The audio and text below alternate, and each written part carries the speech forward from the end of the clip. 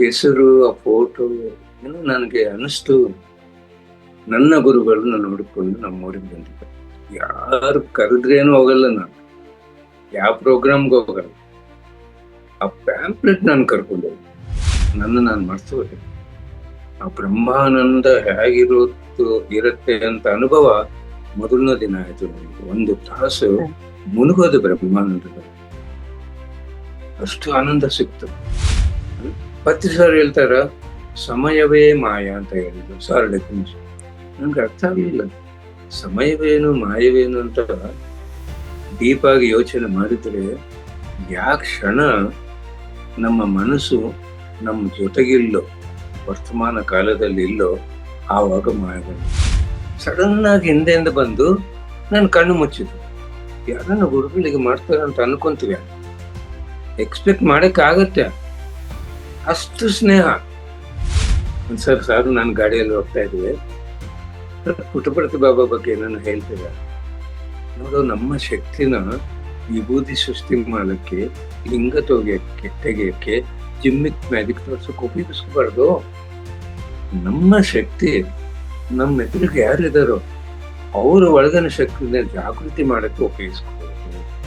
ಒಂದು 5 ನಿಮಿಷ ಆದ್ಮೇಲೆ ನನಗೆ ಒಂದು ಶಬ್ದ ಬಂತು. ನಾನು ಹೆಂಡತಿ ಬೆಂಕಿಯಲ್ಲಿ ಬಿದ್ದೋಗಿದ್ದೆ. ಗೊತ್ತಾಗ್ತಾ ಇದೆ, ಶಬ್ದನೇ ಗೊತ್ತಾಗ್ತದೆ, ಆದ್ರೆ ಕಣ್ ಬಿಡಬಾರ್ದಲ್ಲ. ಕಣ್ ಬಿಟ್ಟಿಲ್ಲ. ಒಂದು ಮೇಲೆ ಅಂದ್ರೆ ಇದು ಬಿದ್ದೋಗ್ತಾ ಇದ್ದಾಳೆ, ಫಿಸಿಕಲಿ ಸ್ಲಿಪ್ ಆಗಿದ್ದಾಳ. ಗುರೂಜಿ ಅಂದ್ರೆ 2 ಜುಬ್ಬ ಇರೋ ಕೈಗಳು ತಂದು ಮೇಲೆ ಬಿದ್ದೋಗ್ತಾರೆ.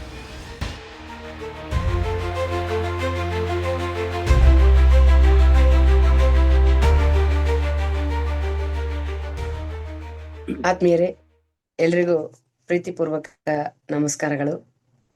ಪಿರಮಿಡ್ ಮೆಡಿಟೇಷನ್ ಚಾನಲ್ ಬಾಗಲಕೋಟೆ ವತಿಯಿಂದ ನಿಮ್ಮೆಲ್ಲರಿಗೂ ಆತ್ಮೀಯವಾದ ಸ್ವಾಗತ, ಸುಸ್ವಾಗತ. ಈ ಭೂಮಿಯನ್ನು ಆಧ್ಯಾತ್ಮಿಕ ಜಗತ್ತನ್ನಾಗಿ ರೂಪಿಸುವ ಸತ್ಸಂಕಲ್ಪದೊಂದಿಗೆ ಬ್ರಹ್ಮರ್ಷಿ ಪತ್ರಿಜಿಯವರ ಆಶಯದೊಂದಿಗೆ ಆರಂಭಗೊಂಡ ಹಲವಾರು ಪಿರಮಿಡ್ ಮೆಡಿಟೇಷನ್ ಚಾನಲ್ಗಳಲ್ಲಿ ಒಂದಾಗಿರುವ ಕನ್ನಡದ ಒಂದು ಅನನ್ಯ ವಿಶಿಷ್ಟ channel pyramid meditation channel Bagalkote. ಧ್ಯಾನ ಜಗತ್, ಪಿರಮಿಡ್ ಜಗತ್, ಸಸ್ಯಾಹಾರ ಜಗತ್ತನ್ನ ನಿರ್ಮಿಸುವ ಒಂದು ಆಶಯ ಉದ್ದೇಶದೊಂದಿಗೆ ಸತತವಾಗಿ ನಿರಂತರವಾಗಿ ಧ್ಯಾನ ಹಾಗೂ ಸಜ್ಜನ ಸಾಂಗತ್ಯ, ಸ್ವಾಧ್ಯಾಯದ ಮಹತ್ವವನ್ನ ಹಲವಾರು ಪಿರಮಿಡ್ ಮಾಸ್ಟರ್ಗಳ ಮೂಲಕ ಸದಾ ಬಿತ್ತರಿಸುತ್ತಿರುವಂತಹ ಈ ಒಂದು ಚಾನಲ್ ಮೂಲಕ ಆತ್ಮ ಸಂಭಾಷಣೆ ಅನ್ನುವ ಒಂದು ವಿಶಿಷ್ಟ ಕಾರ್ಯಕ್ರಮ ಬರ್ತಾ ಇದೆ. ತಾವೀಗಾಗಲೇ ಸಾಕಷ್ಟು ನೋಡಿದ್ದೀರಿ ಕೂಡ. ಹಲವಾರು ಜನ ಪಿರಮಿಡ್ ಮಾಸ್ಟರ್ಗಳ ಒಂದು ಜೀವನ, ಅವರ ಆಧ್ಯಾತ್ಮಿಕ ಪಯಣವನ್ನ, ಸತ್ಯದ ಅನ್ವೇಷಣೆಯನ್ನ, ಧ್ಯಾನದ ಮೂಲಕ ಅವರು ಆತ್ಮ ಜಾಗೃತಿಯನ್ನ ಪಡೆದ ಒಂದು ಪಯಣವನ್ನ ನಾವು ಸಾಕಷ್ಟು ತಿಳಿದುಕೊಂಡಿದ್ದೀವಿ. ಇದೀಗ ಇವತ್ತು ನಮ್ಮೊಂದಿಗೆ ಅತ್ಯದ್ಭುತವಾದ ಮಾಸ್ಟರ್, ಆಂಧ್ರದಿಂದ ಪತ್ರಿಜಿ ಅವರ ಒಂದು ಆದೇಶದ ಮೇರೆಗೆ ಕರ್ನಾಟಕಕ್ಕೆ ಬಂದು ಕನ್ನಡವನ್ನು ಕಲಿತು ಇಂಗ್ಲಿಷ್, ಹಿಂದಿ, ಕನ್ನಡ, ತೆಲುಗು ಭಾಷೆಗಳಲ್ಲಿ 4 ಭಾಷೆಗಳಲ್ಲಿ ನಿರರ್ಗಳವಾಗಿ ಮಾತನಾಡುತ್ತಾ ರಾಷ್ಟ್ರ ಮಾತ್ರವಲ್ಲದೆ ಭಾರತದ ಎಲ್ಲ ರಾಜ್ಯಗಳಲ್ಲಿ, ವಿಶೇಷವಾಗಿ ವಿದೇಶಗಳಲ್ಲಿ, ಅಮೆರಿಕ ಸೇರಿದಂತೆ ಹಲವಾರು ರಾಷ್ಟ್ರಗಳಲ್ಲಿ PSSM ನ ಜ್ಞಾನವನ್ನ, ಧ್ಯಾನವನ್ನ ಅದ್ಭುತವಾಗಿ ಹಂಚುತ್ತಿರುವ ಬ್ರಹ್ಮರ್ಷಿ ಪಿತಾಮಹ ಬ್ರಹ್ಮರ್ಷಿ ಪ್ರೇಮ್ನಾಥ್ ಸರ್ ಅವರು ನಮ್ಮೊಂದಿಗಿದ್ದಾರೆ. ನಿಜವಾಗ್ಲೂ ಇದು ನಮ್ಮ ಭಾಗ್ಯವೇ ಸರಿ. ಅವರನ್ನು ನಾವು ಇವತ್ತು PMC ಬಾಗಲಕೋಟೆ ವತಿಯಿಂದ ಪ್ರೀತಿಯಿಂದ ಈ ಒಂದು ವೇದಿಕೆಗೆ ಸ್ವಾಗತಿಸೋಣ. ಸರ್, ತಮಗೆ ಪ್ರೀತಿಪೂರ್ವಕ ಸ್ವಾಗತ. ಇವತ್ತು ಪ್ರೇಮ್ನಾಥ್ ಸರ್ ಅವರ ಆರಂಭದ ಜೀವನ ಹೇಗಿತ್ತು, ಅವರ ಬಾಲ್ಯ, ಅವರ ಆಧ್ಯಾತ್ಮಿಕ ಪ್ರಯಾಣ ಆರಂಭ ಆಗಿದ್ದು, ಅವರ ಧ್ಯಾನದ ಅನುಭವಗಳು ಮತ್ತು ಅವರ ಧ್ಯಾನ ಪ್ರಚಾರ, ಹೀಗೆ ಒಬ್ಬ ಮಾನವನಿಂದ ಮಾಧವನಾಗಿ ಬೆಳೆದಿದ್ದಾರೆ. ಈಗಾಗಲೇ ಅವರು ಬ್ರಹ್ಮರ್ಷಿ ಆಗಿದ್ದಾರೆ. ಪ್ರತಿಕ್ಷಣ ಆ ಬ್ರಹ್ಮಜ್ಞಾನದಲ್ಲೇ ಇರುವಂತವ್ರು. ತಮ್ಮ ಸ್ವಂತ ಉದ್ಯೋಗವನ್ನು ತ್ಯಜಿಸಿ ಸಂಪೂರ್ಣ ಜೀವನವನ್ನ ಈ ಧ್ಯಾನಕ್ಕಾಗಿಯೇ ಮೀಸಲಾಗಿಟ್ಟವರಂತ ಅವರೊಂದಿಗೆ ನಾವು ಸಂಭಾಷಣೆಯನ್ನ ಮಾಡ್ತಾ ಅವರ ಆಳವಾದ ಜ್ಞಾನವನ್ನ ತಿಳಿಯುವ ಸಂದರ್ಭ ಇವತ್ತು. ನಾನು ಲಲಿತಾ ಕಂದಗಲ್, ಪಿರಮಿಡ್ ಮಾಸ್ಟರ್ ಗಂಗಾವತಿಯಿಂದ. ತಾವು ನೋಡ್ತಾ ಇರೋದು ಪಿರಮಿಡ್ ಮೆಡಿಟೇಷನ್ ಚಾನಲ್ ಬಾಗಲಕೋಟೆ. ಹಾಗಾದ್ರೆ ಇದೀಗ ನಾವು ಸರ್ ಜೊತೆ, ಪ್ರೇಮ್ನಾಥ್ ಸರ್ ಅವರ ಜೊತೆ ಪ್ರೇಮಾಮೃತವನ್ನ ಅವರು ಪ್ರೇಮಾಮೃತ ಅನ್ನೋ ವಿಡಿಯೋಗಳ ಮೂಲಕ ಸಾಕಷ್ಟು ಜ್ಞಾನವನ್ನು ಕೊಟ್ಟಿದ್ದಾರೆ. ಮತ್ತೆ ಕೂಡ ನಾವು ಅವರಿಂದ ಇನ್ನೂ ತಿಳಿದುಕೊಳ್ಳುವುದು ಸಾಕಷ್ಟಿದೆ. ಈಗ ಅವರೊಂದಿಗೆ ನೇರವಾಗಿ ನಾವು ಸಂಭಾಷಣೆ ಮಾಡ್ತಾ ಆ ಜ್ಞಾನವನ್ನ ಪಡೆಯೋಣ. ಸರ್, ತಮಗೆ ಪ್ರೀತಿಪೂರ್ವಕ ನಮಸ್ಕಾರ. Welcome madam. ತಾವು PMC ಥ್ಯಾಂಕ್ ಯು ಸರ್. ಬಾಬಾಗೆ ಕೇಳಿಸ್ಕೊಂತ ಇರೋ ಎಲ್ಲರಿಗೂ ನನ್ನ ನಮಸ್ಕಾರ.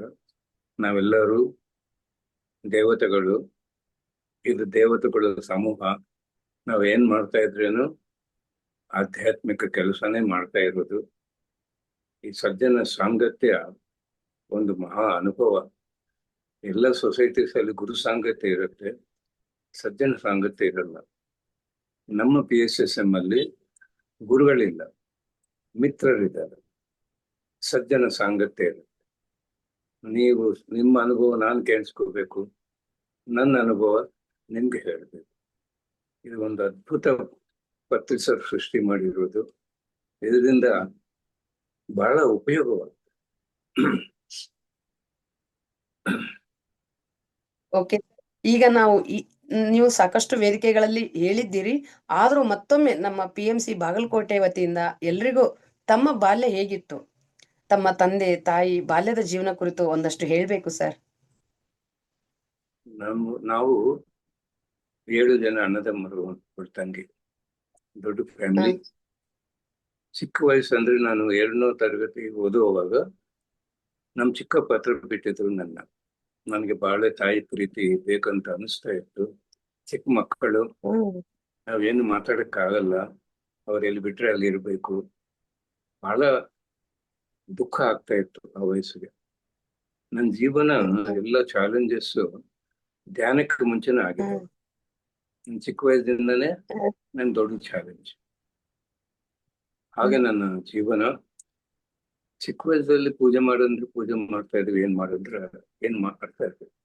ಒಂದು ವಯಸ್ಸು ಬಂದಾಗ ನನ್ಗೇನು ಪೂಜೆ ಇಷ್ಟ ಆಗ್ತಾ ಇರ್ಲಿಲ್ಲ. ನಾನು ಯಾರಿಗೂ ಬೆಳಿಗ್ಗೆ ನಮಸ್ಕಾರ ಮಾಡೋದು ಏನು ಇಲ್ಲ. ಮನೆಯಲ್ಲಿ ಎಲ್ಲರೂ ಪೂಜೆ ಮಾಡೋದು, ನಮಸ್ಕಾರ ಮಾಡೋದು, ಅದು ಏನು ಇಲ್ಲ. ಆದ್ರೆ ದೇವರು ಇಲ್ಲಂತ ಯಾವಾಗ್ಲೂ ಹೇಳ್ತಾ ಇರ್ಲಿಲ್ಲ. ನಂಬಿಕೆ ಇತ್ತು, ದೇವರಿದ್ದಾರೆ, ದೈವಶಕ್ತಿ ಇದೆ, ಇದು ಹೇಗೆ ಉಪಯೋಗಿಸ್ಕೋಬೇಕು, ಒಂದು ಸರ್ಚ್ ಇತ್ತು, ಜಿಜ್ಞಾಸೆ ಇತ್ತು. ಅದು ಯಾರನ್ನ ಕೇಳ್ತಾ ಇದ್ದಿಲ್ಲ ಇದ್ರ ಬಗ್ಗೆ. ಆಧ್ಯಾತ್ಮಿಕ ಜೀವನ ಅಂದ್ರೆ ಏನು, ದೇವರಂದ್ರೆ ಏನು, ಏನಿಲ್ಲ, ಮನ್ಸಲ್ಲಿ ಇತ್ತು. ನಮ್ಮ ಅಂಗಡಿ ಮೇಲೆ ಬ್ರಹ್ಮಕುಮಾರಿ ಅವ್ರಿಗೆ ನಾವು ಬಾಡಿಗೆಗೆ ಕೊಟ್ಟಿದ್ವಿ. ಅವ್ರು ಕರಿತಾರೆ, ಹೋಗ್ಬೇಕಂತ ಅನಿಸ್ಲಿಲ್ಲ ಅವಾಗ. SSY ಮೆಡಿಟೇಷನ್ ನಮ್ಮಿಬ್ರು ತಮ್ಮರು ಮಾಡ್ತಾ ಇದ್ರು, ಅದಕ್ಕೂ ಹೋಗ್ಲಿಲ್ಲ. CVV meditation, Ramachandra heartful meditation ಇಂತ ಎಲ್ಲರೂ ಕರಿತಾ ಇದ್ರು. ಎಲ್ಲಿ ಹೋಗ್ಬೇಕಂತ ಅನಿಸ್ಲಿಲ್ಲ. ನನ್ನ ಜೀವನ ನಾರ್ಮಲ್ ಜೀವನ, ಅಜ್ಞಾನ, ಏನು ಗೊತ್ತಿಲ್ಲ. ಭಗವದ್ಗೀತೆ ಓದ್ಲಿಲ್ಲ, ಯಾಕೆ ನನಗೆ ಕೇಳಿಸ್ಕೊಳ್ಳಿಲ್ಲ, ಯಾಕೆ ಗುರುಗಳ ಸಾಂಗತ್ಯ ಇಲ್ಲ. ಜೀವನ ಎಂಜಾಯ್ ಮಾಡೋದು, ದುಡಿಬೇಕು, ತಿನ್ಬೇಕು, ಎಂಜಾಯ್ ಮಾಡಬೇಕು, ಅದು ನನ್ನ ಜೀವನ ಇತ್ತು. ನನ್ನ ಚೈಲ್ಡ್ಹುಡ್ನಿಂದ ಬಹಳ ಚಾಲೆಂಜಸ್. ಆಮೇಲೆ ನಮ್ಮ ತಂದೆಯವರು ಬೇರೆ ಆದ್ರು, ಆ ಫ್ಯಾಮಿಲಿ ರೆಸ್ಪಾನ್ಸಿಬಿಲಿಟಿ ಎಲ್ಲ ನನ್ನ ಮೇಲೆ ಬಿತ್ತು. ದೊಡ್ಡ ಫ್ಯಾಮಿಲಿ, ದುಡ್ಡಿನ ಸಮಸ್ಯೆ ಬಹಳ ಇತ್ತು. ಬಹಳ ಹೇಗಂದ್ರೆ ದುಡ್ಡಂದ್ರೆ ಅಷ್ಟು ಬೆಲೆ ಕೊಡ್ತಾ ಇತ್ತು ಅವಾಗ. ಹೇಗೆ ದುಡಿಬೇಕು ಹಠ ಇತ್ತು. ಆದ್ರೇನು ಒಳ್ಳೆ ಬಿಸ್ನೆಸ್ ಆಯ್ತು, ಅನುಕೂಲ ಆಯ್ತು.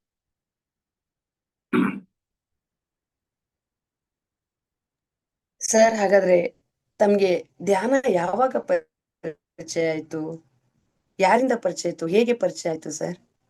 1997 ಆಗಸ್ಟ್ 2 ಶನಿವಾರ ರಾತ್ರಿ ನಾನು ಅಂಗಡಿಯಲ್ಲಿ ಬಿಸ್ನೆಸ್ ಮಾಡ್ತಾ ಇದ್ದೆ. ಒಂದು ಚಿಕ್ಕ ಪ್ಯಾಂಪ್ಲೆಟ್ ಪತ್ರಿಕೆ, ಬ್ಲ್ಯಾಕ್ ಅಂಡ್ ವೈಟ್, ಇಷ್ಟಿತ್ತು. ಅದರಲ್ಲಿ ಅವಾಗ ಬ್ರಹ್ಮಶ್ರೀ ಅಂತ, ಬ್ರಹ್ಮಶ್ರೀ ಸುಭಾಷ್ ಪತ್ರಿಯವರು ಉಚಿತ ಧ್ಯಾನ ಜ್ಞಾನ ಹೇಳಿಕೊಡ್ತಾರೆ. ಆ ಹೆಸರು, ಆ ಫೋಟೋ, ಏನೋ ನನಗೆ ಅನಿಸ್ತು ನನ್ನ ಗುರುಗಳು ನನ್ನ ಹುಡುಕೊಂಡು ನಮ್ಮ ಊರಿಗೆ ಬಂದಿದ್ದಾರೆ. ಯಾರು ಕರೆದ್ರೇನು ಹೋಗಲ್ಲ ನಾನು, ಯಾವ ಪ್ರೋಗ್ರಾಮ್ಗೆ ಹೋಗಲ್ಲ. ಆ ಪ್ಯಾಂಪ್ಲೆಟ್ ನಾನು ಕರ್ಕೊಂಡು ಹೋಗ್ತೀನಿ. ಮರುದಿನ 97 ಆಗಸ್ಟ್ 3 ಭಾನುವಾರ ಬೆಳಿಗ್ಗೆ 10:00 ಪ್ರೋಗ್ರಾಮ್ ಇತ್ತು. ನಾನು ಹೋದೆ. ಇನ್ನ ಯಾರು ಬಂದಿಲ್ಲ ಅವಾಗ. ಒಂದು ಹಾಫ್ ಅನ್ ಅವರ್ ಮೇಲೆ ಎಲ್ಲರೂ ಬಂದ್ರು. ಒಂದು 25 ಜನ ಇದ್ದೀವಿ ಅಷ್ಟೇ, ಹೆಚ್ಚಿಗೇನಿಲ್ಲ. 22-25 ಮೆಂಬರ್ಸ್.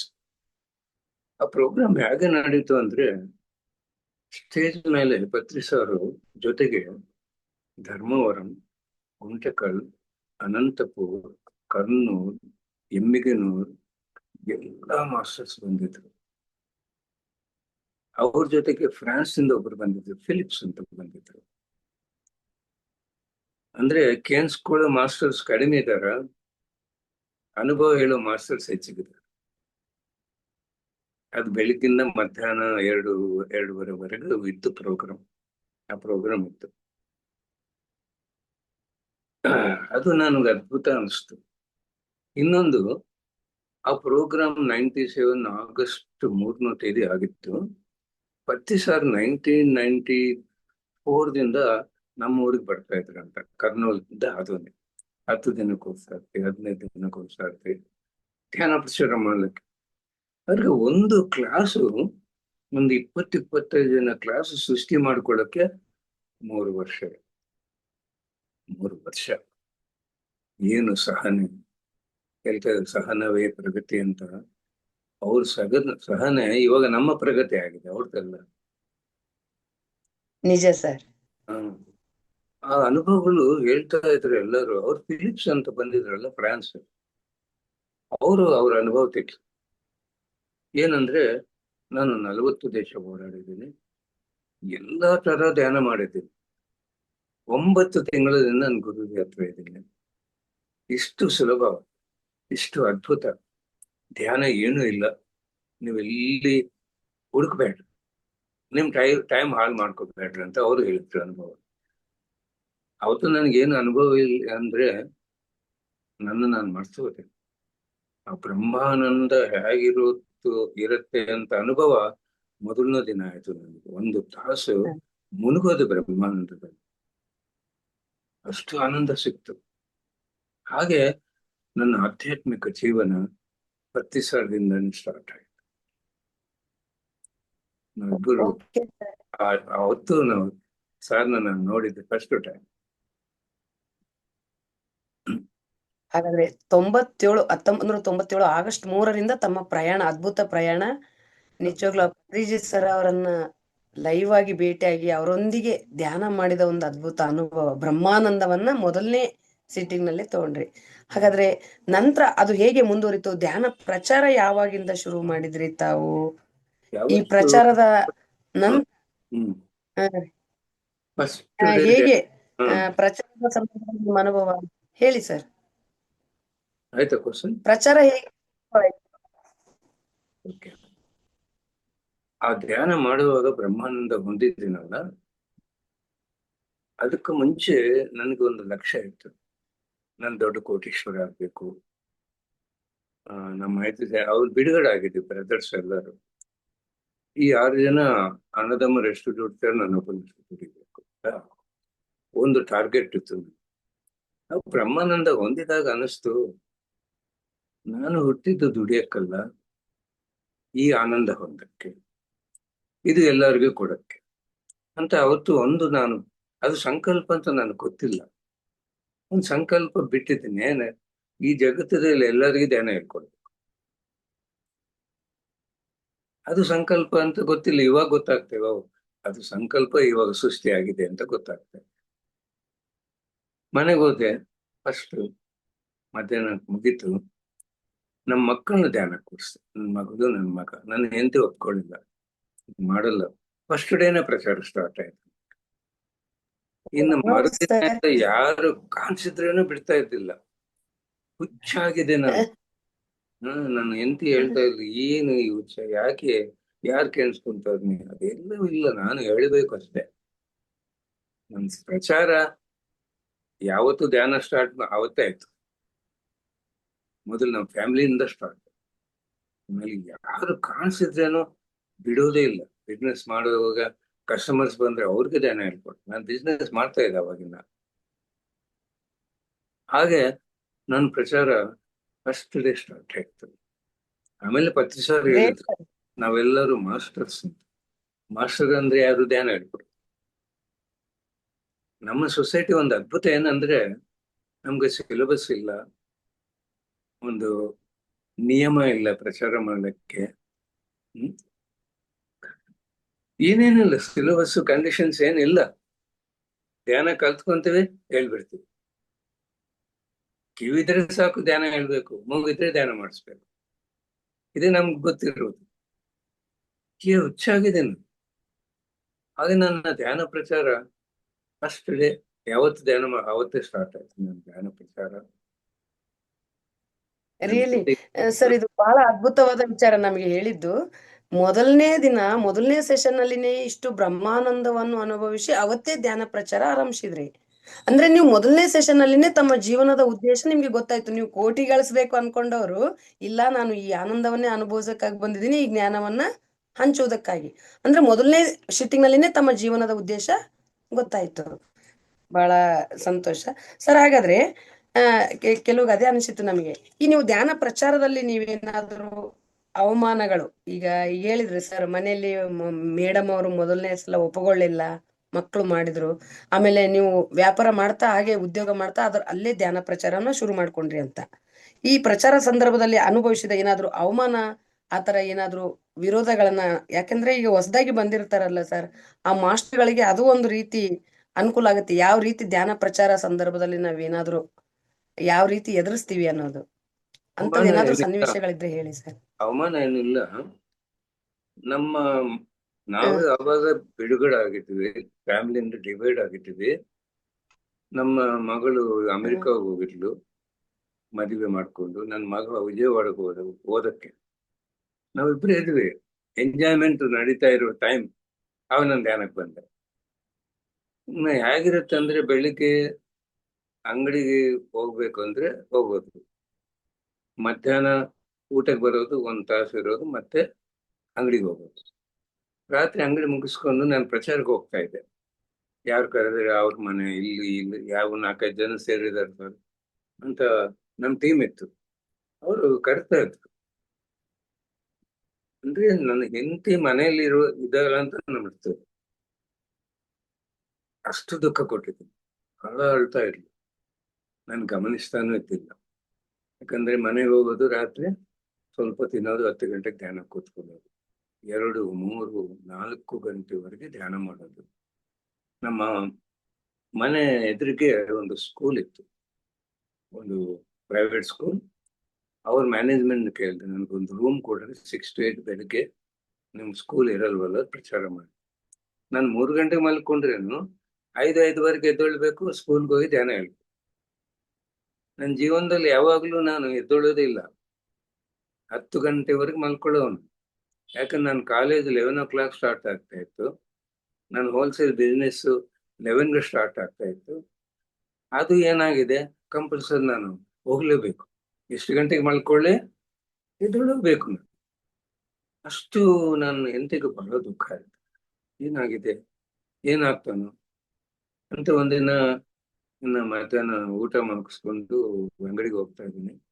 ಇವತ್ತು ರಾತ್ರಿ ಅಂಗಡಿ ಆದ್ಮೇಲೆ ಡೈರೆಕ್ಟ್ ಮನೆಗೆ ಬರ್ಬೇಕು, ಇಲ್ಲಂದ್ರೆ ನಾನು ಸುಮ್ಮನೆ ಓಕೆ ಅಂತ ಹೇಳ್ದೆ. ಅಂಗಡಿ ಬಾಗ್ಲಿ ಆಗ್ತಾ ಇದ್ದೀನಿ, ಯಾರು ಫೋನ್ ಮಾಡಿದ್ರು. ಅವಾಗ ಲ್ಯಾಂಡ್ಲೈನ್ ಫೋನ್ ಇತ್ತು, ಮೊಬೈಲ್ ಇಲ್ಲ. ಹೀಗೆ ಬರ್ಬೇಕು ಅಂತ ಹೋದೆ. ಅವತ್ತು ಸಬ್ಜೆಕ್ಟ್ ಏನು, ನಮ್ಮ ಎನರ್ಜಿಯನ್ನು ಉಳಿಸ್ಕೋಬೇಕು. ನಾವು ಅನವಶ್ಯಕ ಮಾತುಗಳು, ಯೋಚನೆಗಳಿಂದನೇ ನಮ್ಮ ಎನರ್ಜಿ ಎಲ್ಲ ವೇಸ್ಟ್ ಆಗುತ್ತೆ. ಟೆನ್ಷನ್ ನಿಂದ ಎನರ್ಜಿ ಮೈನಸ್. ಏನೇ ಆಗ್ಲಿ ಸ್ವೀಕಾರ ಮಾಡಿ. ನಾವು ಟೆನ್ಷನ್ ಇರ್ಬಾರ್ದು, ಇದ್ರೆ ಎನರ್ಜಿ ಎಲ್ಲ ಮೈನಸ್ ಆಗಿರುತ್ತೆ ಅಂತ ಹೇಳಿ ಮನೆಗೆ ಹೋದೆ. 12:30 ಆಗಿತ್ತು. ಇನ್ನ ನನ್ನ ಹೆಂಡತಿ ಹತ್ತು ಸ್ಟಾರ್ಟ್ ಆಯ್ತು ಅಂತ ಇದ್ಲು. ನನಗೇನು ಹೇಳಕ್ಕಿಲ್ಲ, ಜ- ಉತ್ತರ ಇಲ್ಲ ನನ್ನ ಹತ್ರ. ನಾನು ಸತ್ತು ಹೋಗ್ತೀನಿ ಅಂತ ಜಗಳ ಮಾಡಿದ್ಲು. ನನ್ಗೇನ್ ಗೊತ್ತಾಗಲ್ಲ, ಕಣ್ಣು ಮುಚ್ಕೊಂಡು ಧ್ಯಾನ ಕೂತ್ಕೊಂಡೆ. ಬೆಳಿಗ್ಗೆ ಎದ್ದೊಳ್ದೆ. ಏನಾಯ್ತು ಗೊತ್ತಾ, ರಾತ್ರಿ ಏನಾಯ್ತು, ನಾನು ಮಾಡಿ ಮೇಲೆ ಹೋದೆ, ಅಲ್ಲಿಂದ ಬಿದ್ದು ಸತ್ತು ಹೋಗ್ಬೇಕು ಅಂತ 3:30 ಕಾಯ್ದೆ, ಮತ್ತೆ ವಾಪಸ್ ಬಂದ್ಬಿಟ್ಟೆ. ಇದು ಆಗಿದ್ದು. ಹ್ಮ್. ಇದೊಂದು ನನಗೆ ಪರೀಕ್ಷೆ. ಆಮೇಲೆ ನನ್ನ ಹೆಂಡತಿ ಫ್ರೆಂಡ್ಸ್ನೆಲ್ಲ ಈ ಮಾರ್ಗಕ್ಕೆ ಕರ್ಕೊಂಡು ಬಂದೆ. ದೊಡ್ಡ ಟೀಮ್ ಆಯ್ತು. ಅಲ್ಲಿಂದ ಮತ್ತೆ ಎಂಜಾಯ್ಮೆಂಟ್ ಸ್ಟಾರ್ಟ್ ಆಯ್ತು. ನಮ್ಮೂರಲ್ಲಿ Okay. ಬೆಟ್ಟಗಳಿದಾವ. ಹ್ಮ್. ನಾವೇನ್ ಮಾಡ್ತಾ ಇದೀವಿ, ಎಲ್ಲರೂ ಒಂದು 100 ಜನ 120 ಜನ, ಮಿನಿಮಮ್ 70 ಮೆಂಬರ್ಸ್. ಎಲ್ಲ Okay. ಮೆನು ಪ್ಲೇನ್ ರೈಸ್ 5 ಜನ ತಗೊಂಡ್ ಬರ್ಬೇಕು, ತವೆ ಇವರು ಅಂತ ಫಿಕ್ಸ್ ಮಾಡ್ತಾ ಇದ್ದೀವಿ. Bachelors paper plates, sweets, snacks, fruits ಎಲ್ಲ ತರ್ತಾ ಇದ್ರು. 11 o'clock ಬಿಟ್ಟಿದ್ರೆ 1 hour ಅಲ್ಲಿ ನಾವು ಬೆಟ್ಟದ ಮೇಲೆ ಹೋಗ್ತಾ ಇದ್ವಿ. 3 ತಾಸು ಧ್ಯಾನ ಆ ಪ್ರಕೃತಿ, ಆ ಬೆಟ್ಟದಲ್ಲಿ. ಆಮೇಲೆ ಊಟ ಮಾಡ್ಕೊಂಡು ಸಾಯಂಕಾಲ ಬರೋದು. ಭಾನುವಾರ ಮನೇಲಿ ಯಾರನ್ನ ಎರಕ್ಕೆ ಬಿಡ್ತಾ ಇದ್ದಿಲ್ಲ ನಾನು. ಹ್ಮ್. ಅಮಾವಾಸ್ಯೆ ಪೌರ್ಣಮಿ ಬಂದ್ರೇನು ಅಷ್ಟೇ. ಸರ್, ಇಷ್ಟು ಬೆಟ್ಟಗಳು ಇಷ್ಟವ, ಇಷ್ಟು ಶಕ್ತಿ ಕ್ಷೇತ್ರಗಳಿದಾವ ನಮ್ಮೂರಲ್ಲಿ ಅಂತ ಅವ್ರಿಗೆ ಯಾರು ಗೊತ್ತಿಲ್ಲ. ಎಲ್ಲ ತೋರಿಸಿಲ್ಲ. ಎಲ್ಲೋ ಬೆಟ್ಟದ ಮೇಲೆ ಒಂದು ದರ್ಗಾ ಇರುತ್ತೆ, ಅಲ್ಲಿ ಹೋಗೋದು, ಅಲ್ಲಿ ಧ್ಯಾನ ಮಾಡೋದು. ಒಂದಿನ ಏನಾಯ್ತು, ರಾತ್ರಿ ಭಾನುವಾರ ಅಮಾವಾಸ್ಯೆ, ಕರ್ಕೊಂಡು ಹೋಗ್ತಾ ಇದ್ದೀನಿ. ಒಂದು ಮಸ್ಜಿದ್, ಅಂದ್ರೆ ಅದು ಮಸ್ಜಿದ್ ಅಲ್ಲ, ಅದು ಸ್ಮಶಾನ, ಮುಸ್ಲಿಮ್ಸ್ ಮಸ್ಜಿದ್ ಇದ್ದಂಗೆ ಇರುತ್ತೆ. ಅಲ್ಲಿ ಕರ್ಕೊಂಡೋಗಿ ಎಲ್ಲಾನು ಕೂಡಿಸಿ ಧ್ಯಾನ ಮಾಡಿಸ್ದೆ. ಸ್ವಲ್ಪ ಕ್ಲಾಸ್ ಹೇಳಿ ಅಲ್ಲಿಂದ ಹೊರಗೆ ಕರ್ಕೊಂಡು ಒಂದು ಅರ್ಧ ತಾಸು ದೂರ ಹೋದ್ಮೇಲೆ, ಹೇಗಿತ್ತು ಮೇಡಮ್ ಧ್ಯಾನ? ಬಹಳ ಅದ್ಭುತ ಸರ್. ಎಲ್ಲಿ ಕೂತ್ಕೊಂಡಿದ್ರು ನಾವು ಗೊತ್ತಾ? ಸ್ಮಶಾನದಲ್ಲಿ ಕೂತ್ಕೊಂಡಿದ್ದೀವಿ ಸರ್. ಮೊದಲು ಹೇಳಿದ್ರೆ ನಿಮ್ಗೆ ಭಯ ಆಗುತ್ತಂತ ನಾನು ಹೇಳಿಲ್ಲ. ಅದು ಮುಸ್ಲಿಂ ಸ್ಮಶಾನ, ಅಲ್ಲಿನೂ ಧ್ಯಾನ ಮಾಡಿದ್ದೀವಿ. ಅಂದ್ರೆ ಭಯನೇ ಇರಬಾರ್ದು ಅಂತ ಹಾಗೆಲ್ಲ ಮಾಡಿದ್ವಿ ಪ್ರಚಾರ. ಒಳ್ಳೆ ಟೀಮ್ ಇತ್ತು, ನನಗೆ ಬಹಳ ಅನುಕೂಲ ಇತ್ತು, ಎಂಜಾಯ್ ಮಾಡಿದ್ವಿ. ಆಮೇಲೆ ಇದೇನು ನನಗೆ ಅವಮಾನ ಇಂಥವು ಏನೂ ಇಲ್ಲ.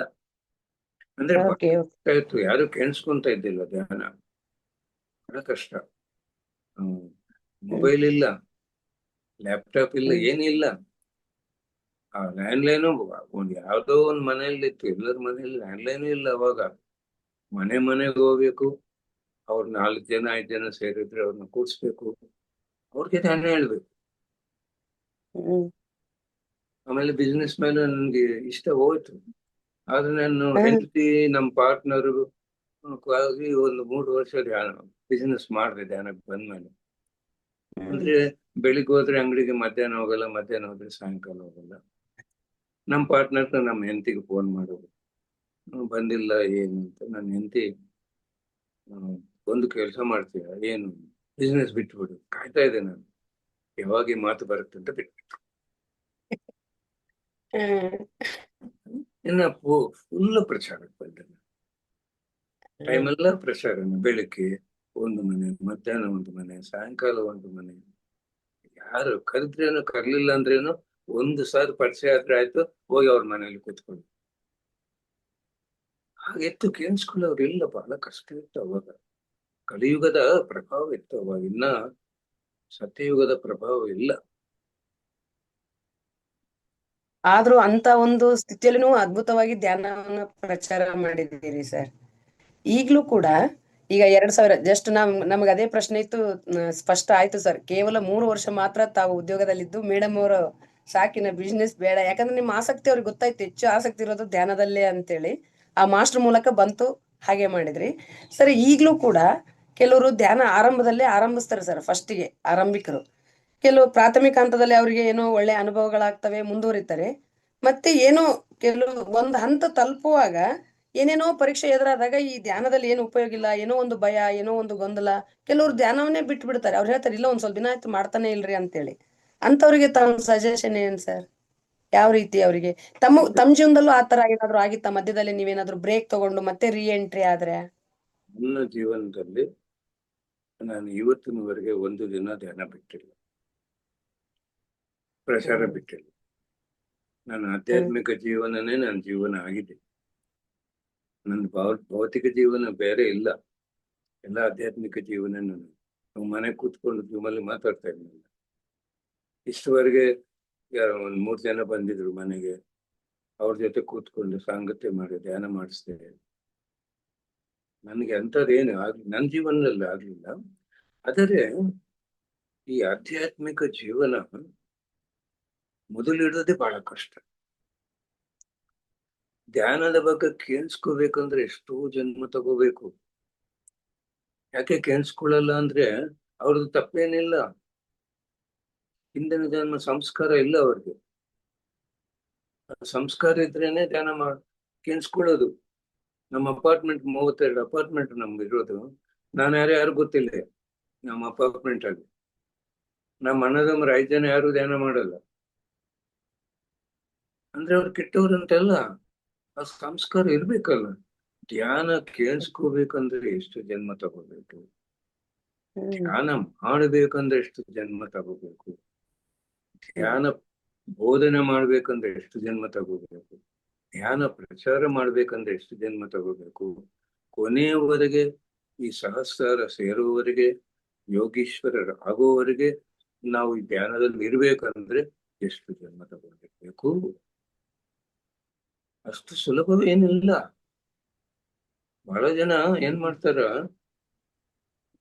ಆರೋಗ್ಯ ಸಿಕ್ತು, ನೆಮ್ಮದಿ ಸಿಕ್ತು, ಏನ್ ಅನ್ಕೊಂಡ್ರೆ ಆಯ್ತು. ಈ ಮಾನವ ನೈಜ ಹೇಗಂದ್ರೆ, ಆನಂದವಾಗಿದ್ರೆ ಯಾವ ದೇವರು ನೆನಪಲ್ಲ, ಬರಲ್ಲ ನೆನಪು. ಏನನ್ನ ಕಷ್ಟ ದುಃಖ ಬರ್ಬೇಕು, ಅವಾಗ ಜ್ಯೋತಿಷ್ಯ, ಜಾತಕ, ವಾಸ್ತು, ಯಾರೇನ ಹೆಲ್ಪ್ ಮಾಡ್ತಾರೆ ಅಂತ ಹುಡುಕ್ತಾ ಇರ್ತಾರೆ. ತಿಳ್ಕೋಬೇಕು ಏನು ಬೇಕಂದ್ರೇನು. ಓ ಭಗವಂತ ಅಂತ ನಾವ್ ಯಾರನ್ನ ಬೇಡ್ಕೊಂತ ಇದೀವಿ, ಈಗ ತೋರಿಸ್ತಾ ಇದೀವಿ ಆತ್ಮನ. ಈ ಆತ್ಮೇ ಭಗವಂತ. ಇದು ಯಾರು ಗಮನಿಸ್ತಾ ಇಲ್ಲ. ಕೊಡೋರು ಭಗವಂತ ಇದಾರ, ಭಗವಂತ ಇಲ್ಲ ಅಂದ್ರೆ ಅವನು ಮೂರ್ಖನೇ, ಕುಜ್ಞಾನಿ. ಯಾರು ಹೇಳ್ತಾರೆ? ಕುಜ್ಞಾನಿ, ಅಜ್ಞಾನಿ, ಜ್ಞಾನಿ, ಪ್ರಜ್ಞಾನಿ, ವಿಜ್ಞಾನಿ. ಕುಜ್ಞಾನಿ ಅಂದ್ರೆ ದೇವರಿಲ್ಲೇ ಇಲ್ಲ ಅಂತ ಹೇಳೋದು ಕಮ್ಯುನಿಸ್ಟ್ಗಳು. ಅಜ್ಞಾನಿ ಅಂದ್ರೆ ಇದಾರೋ ಇಲ್ಲೋ, ಇದಾರೇನಪ್ಪ ನನ್ ಗೊತ್ತಿಲ್ಲ. ಜ್ಞಾನಿ ಅಂದ್ರೆ ನಾನೇ ದೇವರಂತ ಒಪ್ಪಿಕೊಳ್ಳೋದು. ಪ್ರಜ್ಞಾನಿ ಅಂದ್ರೆ ಕೇವಲ ನನ್ನ ಒಳಗಿರೋ ಚೈತನ್ಯವು ನಾನು ಭಗವಂತ ಅಲ್ಲ, ನಾನೊಬ್ಬನೇ ಭಗವಂತ ಅಲ್ಲ, ಸರ್ವ ಜೀವ ಪ್ರಾಣಿಕೋಟಿ ಒಳಗಿರುವ ಭಗವಂತ ನಾನೇ ಅಂತ ಒಪ್ಪಿಕೊಳ್ಳೋರು ಪ್ರಜ್ಞಾನಿ. ವಿಜ್ಞಾನ ಅಂದ್ರೆ ಈ ಲೋಕವೇ ಅಲ್ಲ, ಸೂಕ್ಷ್ಮ ಲೋಕಗಳು, ಕಾರಣ ಲೋಕಗಳು, ಮಹಾಕಾರಣ ಲೋಕಗಳು ಇದಾವಂತ astral, causal, supra causal travel ಮಾಡಿ ಆ ವಿಜ್ಞಾನ ಎಲ್ಲ ಹೊಂದವರು ವಿಜ್ಞಾನಿಗಳು. Pyramid society. ಪಿರಮಿಡ್ ಆದ್ರೆ ಮಾಸ್ಟರ್. ಏನಾಗುತ್ತೆ, ಈ ಭೂಲೋಕ ಮಾಯದ ಪ್ರಭಾವದಲ್ಲಿದೆ. ಮಾಯ ಅಂದ್ರೆ ಕೆಟ್ಟದಲ್ಲ, ಅದು ಅದಿದ್ದರೇನೆ ನಮ್ಮ ಉದ್ಧಾರ ವೇಗವಾಗಿ ಆಗೋದು. ಕ್ರಿಕೆಟ್ ಟೀಮ್ ಅಲ್ಲಿ ಪರ್ಫೆಕ್ಟ್ ಅಪೋಸಿಷನ್ ಟೀಮ್ ಇದ್ರೇನೆ ಮಜಾ ಇರುತ್ತೆ. ವೀಕ್ ಟೀಮ್ ಇದ್ರೆ ಏನ್ ಮ್ಯಾಚ್ ನೋಡಕ್ ಆಗಲ್ಲ. ಇಂಡಿಯಾ ಪಾಕಿಸ್ತಾನ್ 3 balls 4 runs ಹೇಗಿರುತ್ತೆ ಮ್ಯಾಚ್? ಹಾಗೆ ಅದು ಮಾಯ, ಅದೇನಿಲ್ಲ ಮಾಯ. ಅದು ಮಾಯ ಅಂದ್ರೆ ಏನು ತಿಳ್ಕೋಬೇಕು. ಒಬ್ಬೊಬ್ಬರು ಒಂದೊಂದು ಎಕ್ಸಾಂಪಲ್ ಹೇಳ್ತಾರೆ ಮಾಯಕ್ಕೆ. ಕಾಣಿಸೋದೆಲ್ಲ ಮಾಯ ಅಂತಾರ, ಇನ್ನೊಬ್ರು ಹೇಳ್ತಾರ ಸ್ವಾಮಿ ರಾಮ ಗುರುಗಳನ್ನ ಕೇಳ್ತಾನೆ ರಾತ್ರಿ, ಸ್ವಾಮಿ ಮಾಯ ಅಂದ್ರೆ ಏನ್ ಸ್ವಾಮಿ ಅಂದ್ರೆ, ಬೆಳಿಗ್ಗೆ ಹೇಳ್ತಾನೆ 3 ಗಂಟೆಗೆ ನಾವು ನದಿ ಹತ್ರ ಧ್ಯಾನಕ್ಕೆ ಸ್ನಾನಕ್ಕೆ ಹೋಗ್ತೇವೆ. ಬೆಳಿಗ್ಗೆ ಹೋಗ್ತಾರೆ ಅರ್ಲಿ ಮಾರ್ನಿಂಗ್. ಸ್ವಾಮಿ ರಾಮ ಸ್ನಾನ ಮಾಡ್ತಾ ಇರ್ತಾನೆ. ಆ ನದಿ ದಡದಲ್ಲಿ ಒಂದು ದೊಡ್ಡ ವೃಕ್ಷ ಇರುತ್ತೆ. ಅವ್ರ ಗುರುಗಳು ಆ ಆಲಿಂಗನ ಮಾಡ್ಕೊಂತ ಆ ವೃಕ್ಷನ ರಾಮ ರಾಮ ಬಾರೋ ಇದು ಹಿಡ್ಕೊಂಡಿದ್ದೆ ನಾನು ಬಿಡಿಸು ಅಂತ. ಅಲ್ಲಿ ಹಿಡ್ಕೊಂಡಿದ್ದೆ ಸ್ವಾಮಿ, ನೀವೇ ಹಿಡ್ಕೊಂಡಿದ್, ಇದೇನೋ ಮಾಯ. ಮತ್ತೆ ಸರ್ ಹೇಳ್ತಾರ ಸಮಯವೇ ಮಾಯ ಅಂತ ಹೇಳಿದ್ರು ಸರ್ ಡೆಫಿನಿಷನ್. ನನ್ಗೆ ಅರ್ಥ ಆಗ್ಲಿಲ್ಲ, ಸಮಯವೇನು ಮಾಯವೇನು ಅಂತ ಡೀಪ್ ಆಗಿ ಯೋಚನೆ ಮಾಡಿದ್ರೆ ಯಾ ಕ್ಷಣ ನಮ್ಮ ಮನಸ್ಸು ನಮ್ಮ ಜೊತೆಗಿಲ್ಲೋ, ವರ್ತಮಾನ ಕಾಲದಲ್ಲಿ ಇಲ್ಲೋ, ಆವಾಗ ಮಾಯದಲ್ಲಿ ಸಿಗ್ತದೆ. ಯಾ ಕ್ಷಣ ನಾವು ಉಪಯೋಗಿಸ್ಕೊಳ್ಳಲ್ಲೋ ಆ ಕ್ಷಣ ಮಾಯದಲ್ಲಿ. ಅಂದ್ರೆ ಕ್ಷಣ ಕ್ಷಣನ ಉಪಯೋಗಿಸ್ಕೋಬೇಕು. Present moment, every present moment is a divine moment. ವರ್ತಮಾನ ಕಾಲದಲ್ಲಿ ನಮ್ಮ ಮನಸ್ಸನ್ನ ಇಟ್ಕೋಬೇಕು. ನನ್ಗೆ ಬಂದಿರೋ ಡೆಫಿನೇಷನ್ ಏನಂದ್ರೆ, ಒಂದು ಅಯಸ್ಕಾಂತ ಮಾಯ ಅಂದ್ರೆ ಮ್ಯಾಗ್ನೆಟ್, ಈ ಮನಸ್ಸು ಕಬ್ಬಿನ, ಬುದ್ಧಿ ಬಂಗಾರ. ಈ ಅಯಸ್ಕಾಂತ ಏನ್ ಮಾಡುತ್ತೆ, ಕಬ್ಬಿನ ಅಟ್ರಾಕ್ಟ್. ಫುಲ್ ಡೀಪ್ ಧ್ಯಾನ ಮಾಡ್ತಾ ಇದೀವಿ, ಈ ಮನಸ್ಸು ಏನ್ ಮಾಡುತ್ತೆ, ಸೀರಿಯಲ್ ಟೈಮ್ ಆಗಿದೆ ಕಣ್ಣು ಬಿಡು, ಆ ಸೀರಿಯಲ್ ಮಾಯ. ಈ ಮನಸ್ಸು ಏನ್ ಮಾಡುತ್ತೆ, ಅಟ್ರಾಕ್ಟ್ ಮಾಡುತ್ತೆ. ಊಟ ಟೈಮ್ ಆಗಿದೆ, ಟೀ ಟೈಮ್ ಆಗಿದೆ, ನಾವೇನ್ ಮಾಡ್ತೀವಿ, ಮನ್ಸು ಮಾತು ಕೇಳಿಸ್ಕೊಂತೀವಿ, ಕಣ್ಬಿಡ್ತೀವಿ. ಈ ಬುದ್ಧಿಗೆ ಏನ್ ಬೇಕು, ಜ್ಞಾನ ಬೇಕು. ಧ್ಯಾನ, ಸ್ವಾಧ್ಯಾಯ, ಸಜ್ಜನ ಸಾಂಗತ್ಯದಿಂದ ಬಂದಿರೋ ಜ್ಞಾನ ಬೇಕು. ಇದು ನೆನಪು ಮಾಡಲ್ಲ, ಇದು ಧರ್ಮ, ಸ್ವಧರ್ಮ. ಇದು ಮನಸ್ಸು ಏನ್ ಮಾಡುತ್ತೆ, ನೆನಪು ಮಾಡ್ತಾರೆ. ಅಂದ್ರೆ ಬುದ್ಧಿ ಕೆಲಸ ಮಾಡ್ಬೇಕು, ಮಾಯದಲ್ಲಿ ಇರಬಾರ್ದಂದ್ರೆ ಈ ಮನಸ್ಸು ನಿಂತು. ಮನಸ್ಸಿಲ್ಲ ಅಂದ್ರೆ ಬುದ್ಧಿ ಮಾಯದ ಪ್ರಭಾವ ಇಲ್ಲ.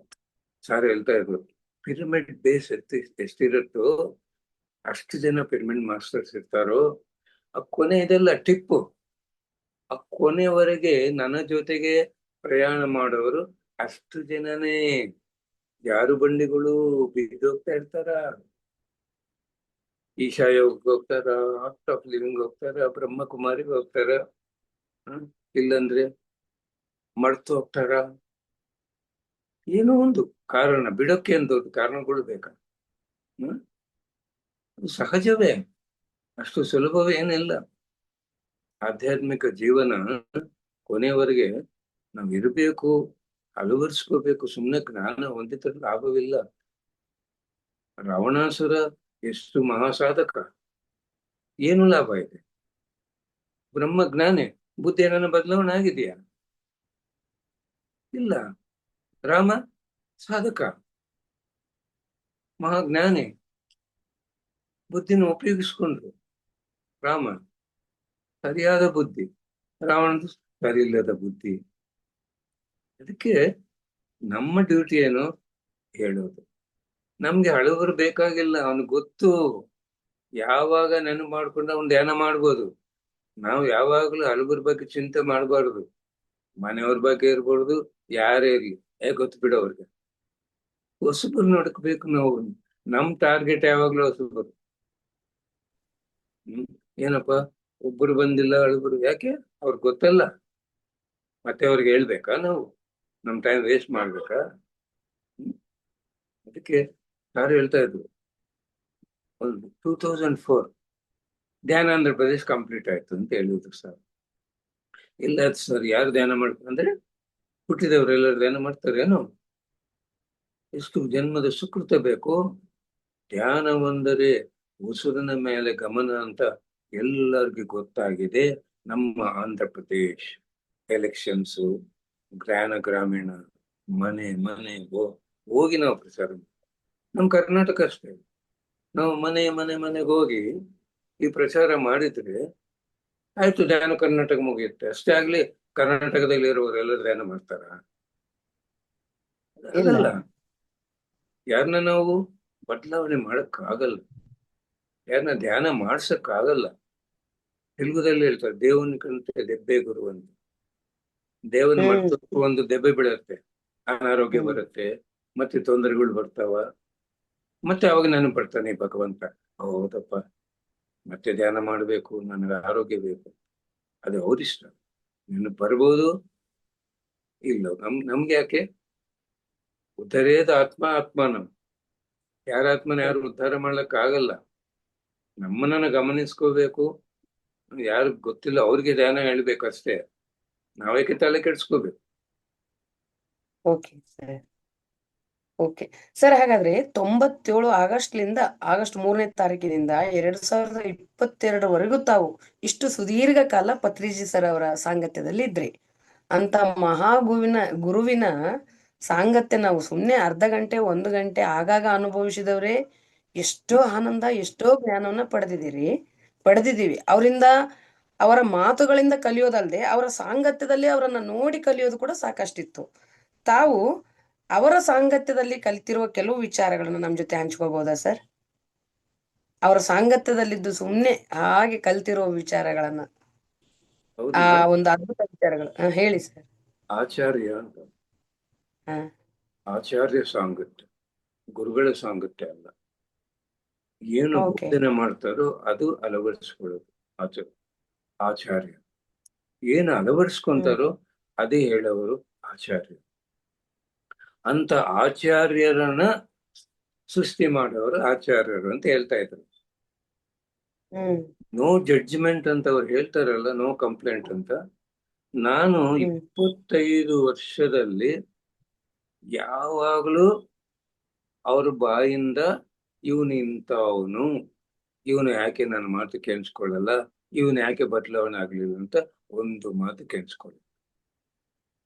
Practical person. ಎಲ್ಲರ ಒಳಗೆ ಅವ್ರನ್ನೇ ನೋಡ್ಕೊಂತ ಇರ್ತಾರೆ. ಅದಕ್ಕೆ ಅವರು ಜಡ್ಜ್ಮೆಂಟ್ ಮಾಡಲ್ಲ, ಕಂಪ್ಲೇಂಟ್ ಮಾಡಲ್ಲ. ಇದು ಬಹಳ ಅದ್ಭುತ ವಿಷಯ. ಸಾಮಾನ್ಯವಲ್ಲ. ಹೇಳೋದು ಸುಲಭವು, ಅಳವಡಿಸ್ಕೊಳ್ಳೋದು ಹ್ಮ್. ಬಹಳ ಕಷ್ಟ. ಇವರು ನನ್ನ ಪ್ರಿಯ ಶಿಷ್ಯ ಅಂತ ಯಾವಾಗಲೂ ನಾನು ಕೇಳಿಸ್ಕೊಳ್ಳಿ. ಎಲ್ಲರೂ ಒಂದೇ ಪ್ರೀತಿ.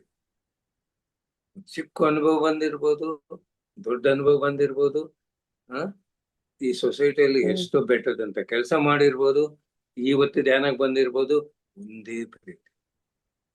ನೋಡಿ ಫ್ರೆಂಡ್ಸ್, ಅಂತ ಅದ್ಭುತ. ಇನ್ನ ಕೃತಜ್ಞತೆ. 1992 ಫಸ್ಟ್ ಕರ್ನೂಲ್ ಪಿರಮಿಡ್ ಸ್ಥಳ ಕೊಟ್ರು ಬ್ರಹ್ಮರ್ಷಿ ಬಿ ವಿ ರೆಡ್ಡಿ ಅವರು.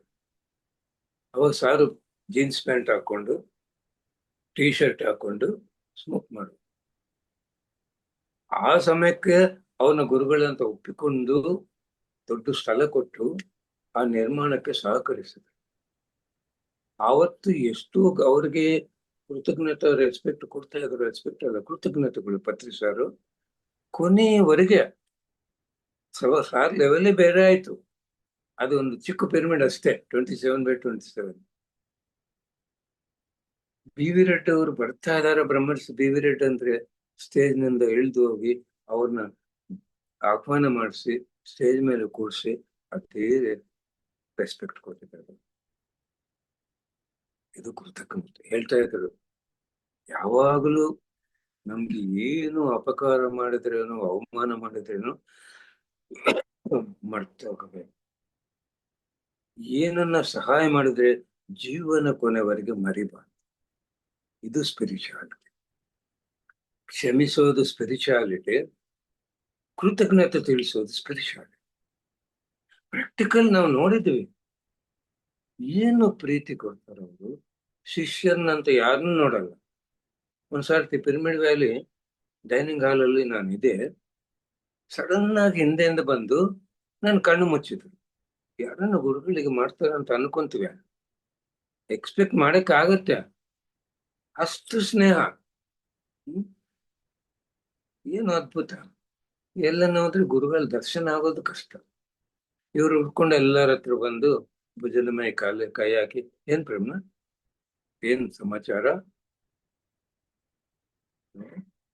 ಯಾವಾಗ್ಲೂ ಅವ್ರಿಗೆ ಸ್ನೇಹನೇ ಇಷ್ಟ ಆಗ್ತದೆ. ಫ್ರೀ ಮಾತಾಡ್ಬೇಕು.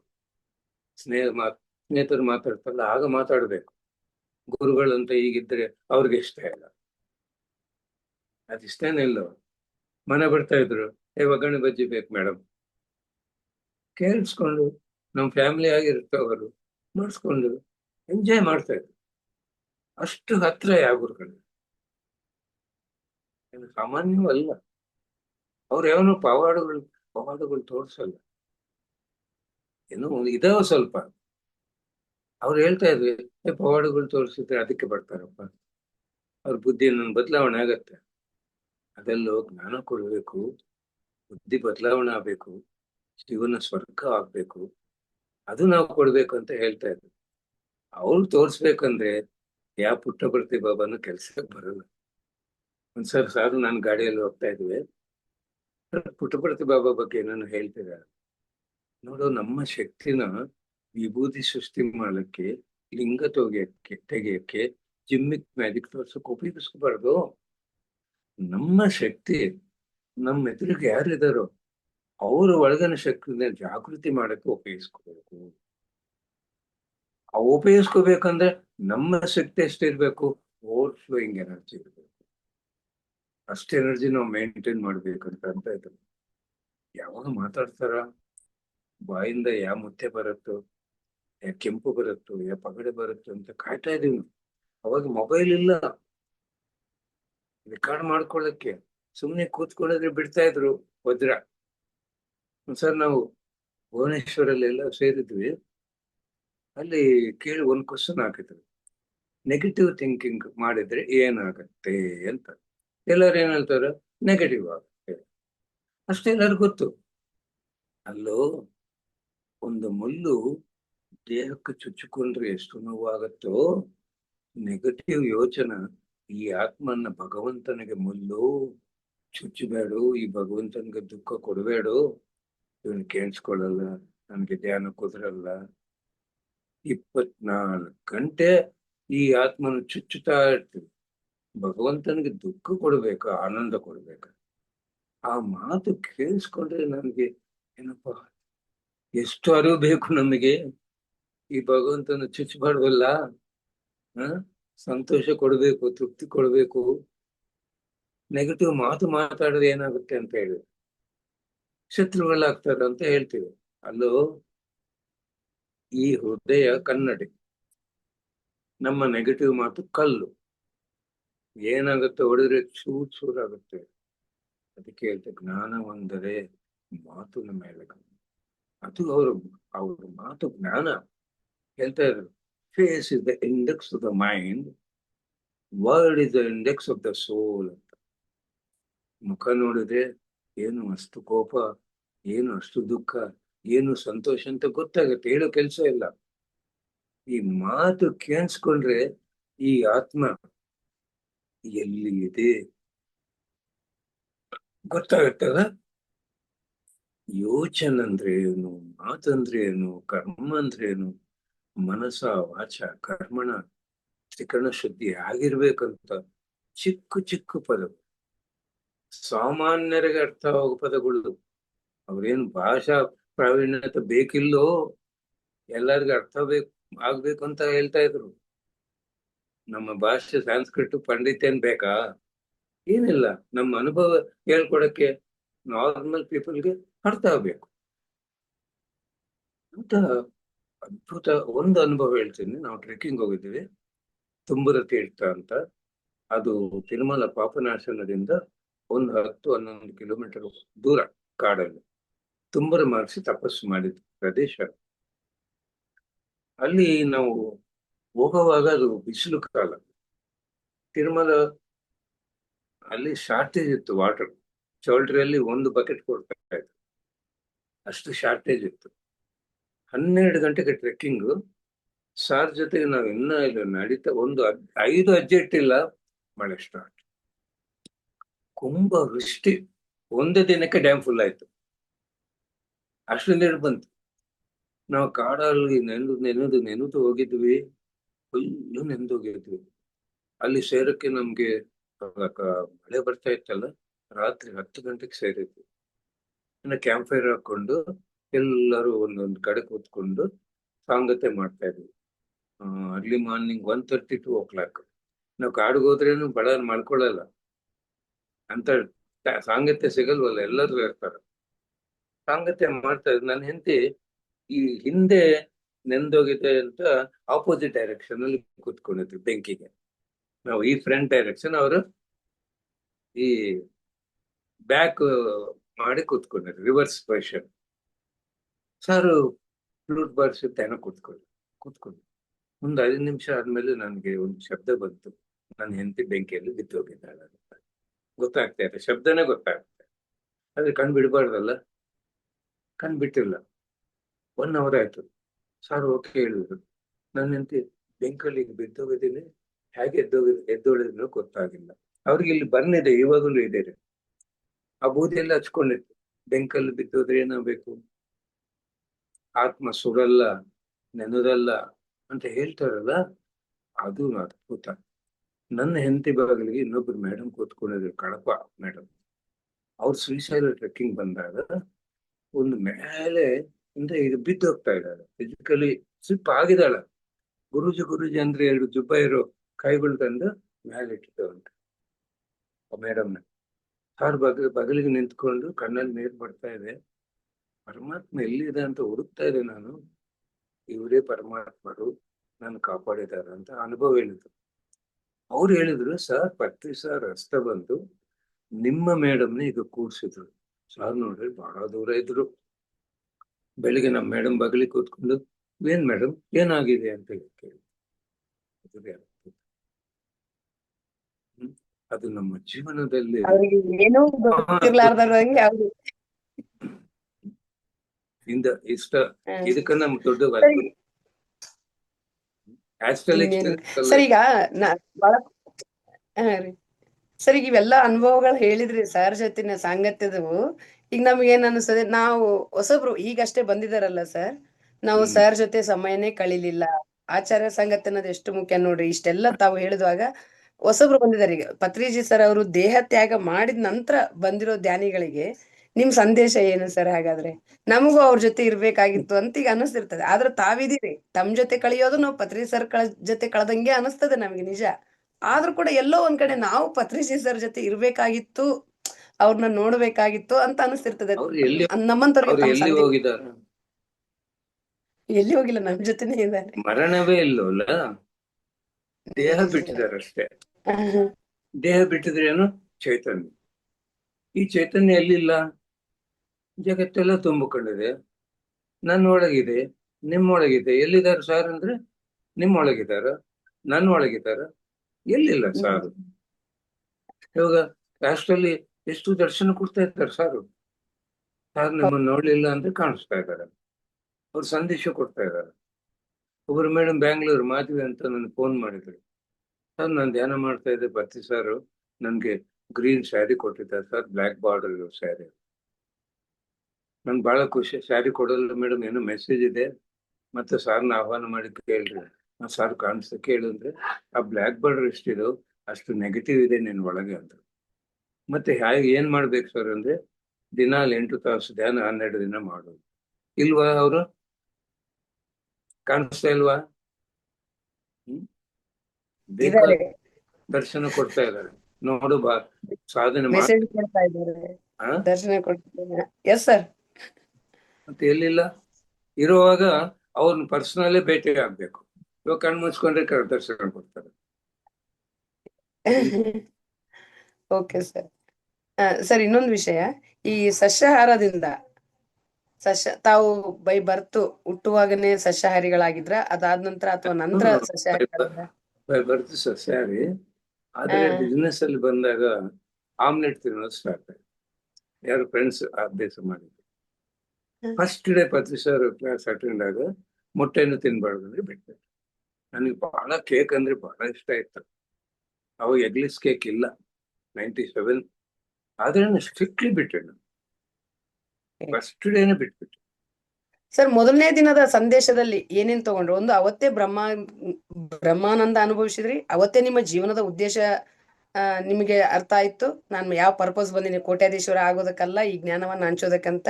ಆಮೇಲೆ ಅವತ್ತೇ ನೀವು ಮೊಟ್ಟೆಯನ್ನು ಬಿಟ್ಟು ಸಂಪೂರ್ಣ ಸಸ್ಯಾಹಾರಿ ಆದ್ರಿ. ಮತ್ತೆ ಇನ್ನೂ ಏನ್ ಮೆಸೇಜ್ ತಗೊಂಡ್ರಿ ಸರ್ ಅವತ್ತು? ಮತ್ತೆ ಸರ್ ಅವತ್ತು ಮೊದಲನೇ ದಿನದ ಮೆಸೇಜ್ ಸರ್ ಹತ್ರದಿಂದ. ಆಮೇಲೆ ತಾವು ಆದೋನಿಯಿಂದ ಬೆಂಗಳೂರಿಗೆ ಯಾವಾಗ ಬಂದ್ರಿ? ಪತ್ರಿಜಿ ಸರ್ ಅವರ ಯಾವ ಸಂದೇಶ ತಮ್ಮನ್ನ? 2006 ಪಿರಮಿಡ್ ವ್ಯಾಲಿ ಪ್ರೋಗ್ರಾಮ್ ಆಯ್ತು. ಸರ್ ಬಗ್ಲಿಗೆ ನಾನು ನಿಂತ್ಕೊಂಡಿದ್ದೆ. ಯಾರು ಆಂಧ್ರ ಅವರು ಬಂದು, ಸರ್ ಪ್ರೇಮ ಸರ್ ನಮ್ಮೂರಿಗೆ ಕ್ಲಾಸಿಗೆ ಕಳ್ಸಿದ್ರು ಸರ್. ಇಲ್ಲ, ಅವ್ನು ಕರ್ನಾಟಕ ಇನ್ಚಾರ್ಜ್, ಬರಲ್ಲ ಅಂತ ಏನಪ್ಪ, ನಾನು ಇರೋದು ಆದವನೇ, ಕನ್ನಡನೇ ಬರಲ್ಲ, ಇವ್ರನ್ನ ಇನ್ಚಾರ್ಜ್ ಅಂತ ಹೇಳ್ತಾ ಇದ್ದಾರೆ, ಏನೇ ಇರ್ಬೋದು ಅಂತ ಅನ್ಕೊಂಡೆ. 2010 ನನ್ನ ಮಗ 2006 ಅಮೆರಿಕಾಗ್ ಹೋಗಿದೆ MS ಮಾಡಿ. ಅಲ್ಲಿ ಒಂದು 4 ವರ್ಷ ಪ್ರಾಜೆಕ್ಟ್ ವರ್ಕ್ ಮಾಡಿ ಅವನಿಗೆ ಅಲ್ಲಿ ಇರೋದು ಇಷ್ಟ ಆಗ್ಲಿಲ್ಲ. ಅವನ್ ಬೆಂಗಳೂರು ಬಂದೆ ಕೆಲ್ಸಕ್ಕೆ. ಅವನಿಗಾಗಿ ನಾವು ಬರೋದಾಗ ಹ್ಮ್ ಅವಾಗ ಗೊತ್ತಾಯ್ತು ಸಾರ್ ಹೇಳಿದ್ದು ನನ್ನ ಫ್ಯೂಚರೇ.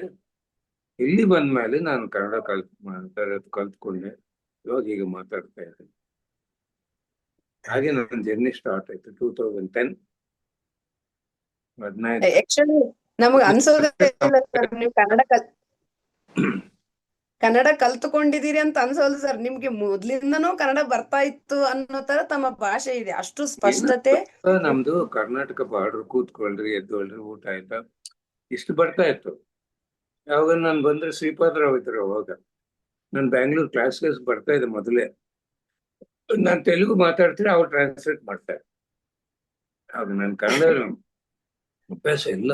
ಇಲ್ಲಿ ಬಂದ್ಮೇಲೆ ನಾನು ಮಾತಾಡೋದು ಕಲ್ತ್ಕೊಂಡೆ. ನಮ್ಮ ಡ್ರೈವರ್ ಮಂಜುನಾಥ್ ಇದ್ದಾರೆ, ಅವ್ರು ನಾನು ಬಹಳ ಗೈಡೆನ್ಸ್ ಕೊಟ್ರು. ಸರ್ ಈಗ ಮಾತಾಡ್ರಿ, ಈಗ ಮಾತಾಡ್ರಿ, ಈಗ ಮಾತಾಡಿ, ನಾನು ಸರಿ ಮಾಡ್ಕೊಂತ ಹೋದೆ. ಸರ್ ಹಾಗಾದ್ರೆ ಇಂಗ್ಲಿಷ್ ಹೇಗೆ ಕಲ್ತ್ರಿ ತಾವು? ಇವತ್ತು ಬೇರೆ ಬೇರೆ ದೇಶಗಳಿಗೆಲ್ಲ ಹೋಗಿ ತಾವು ಎಷ್ಟೊಂದು ಧ್ಯಾನ ಪ್ರಚಾರ ಮಾಡ್ತಾ ಇದ್ರಿ. ಇತ್ತೀಚೆಗಂತೂ ಅಮೆರಿಕದಲ್ಲಿ 1 ತಿಂಗಳ ಕಾಲ ಒಂದು ದಿನನೂ ಬಿಡುವಿರ್ಲಾರ್ದೆ ಒಂದೊಂದು ದಿನಕ್ಕೆ 2 3 ಕ್ಲಾಸ್ಗಳನ್ನ ಮಾಡಿದಿರಿ ಅಮೆರಿಕದಲ್ಲಿ ಸಹ. ಸೊ ಇಂಗ್ಲಿಷ್ ಭಾಷೆಯನ್ನ ನೀವು ಹೇಗೆ ಕಲ್ತ್ರಿ? ಅದು ಹೇಗ್ ಬಂತು ತಮಗೆ? ಹೌದಾ, 2004 ನಾನು ಪತ್ರಿ ಸರ್ ಇಬ್ಬರು ಅಮೆರಿಕಾಗ್ ಹೋಗಿದ್ದೀವಿ.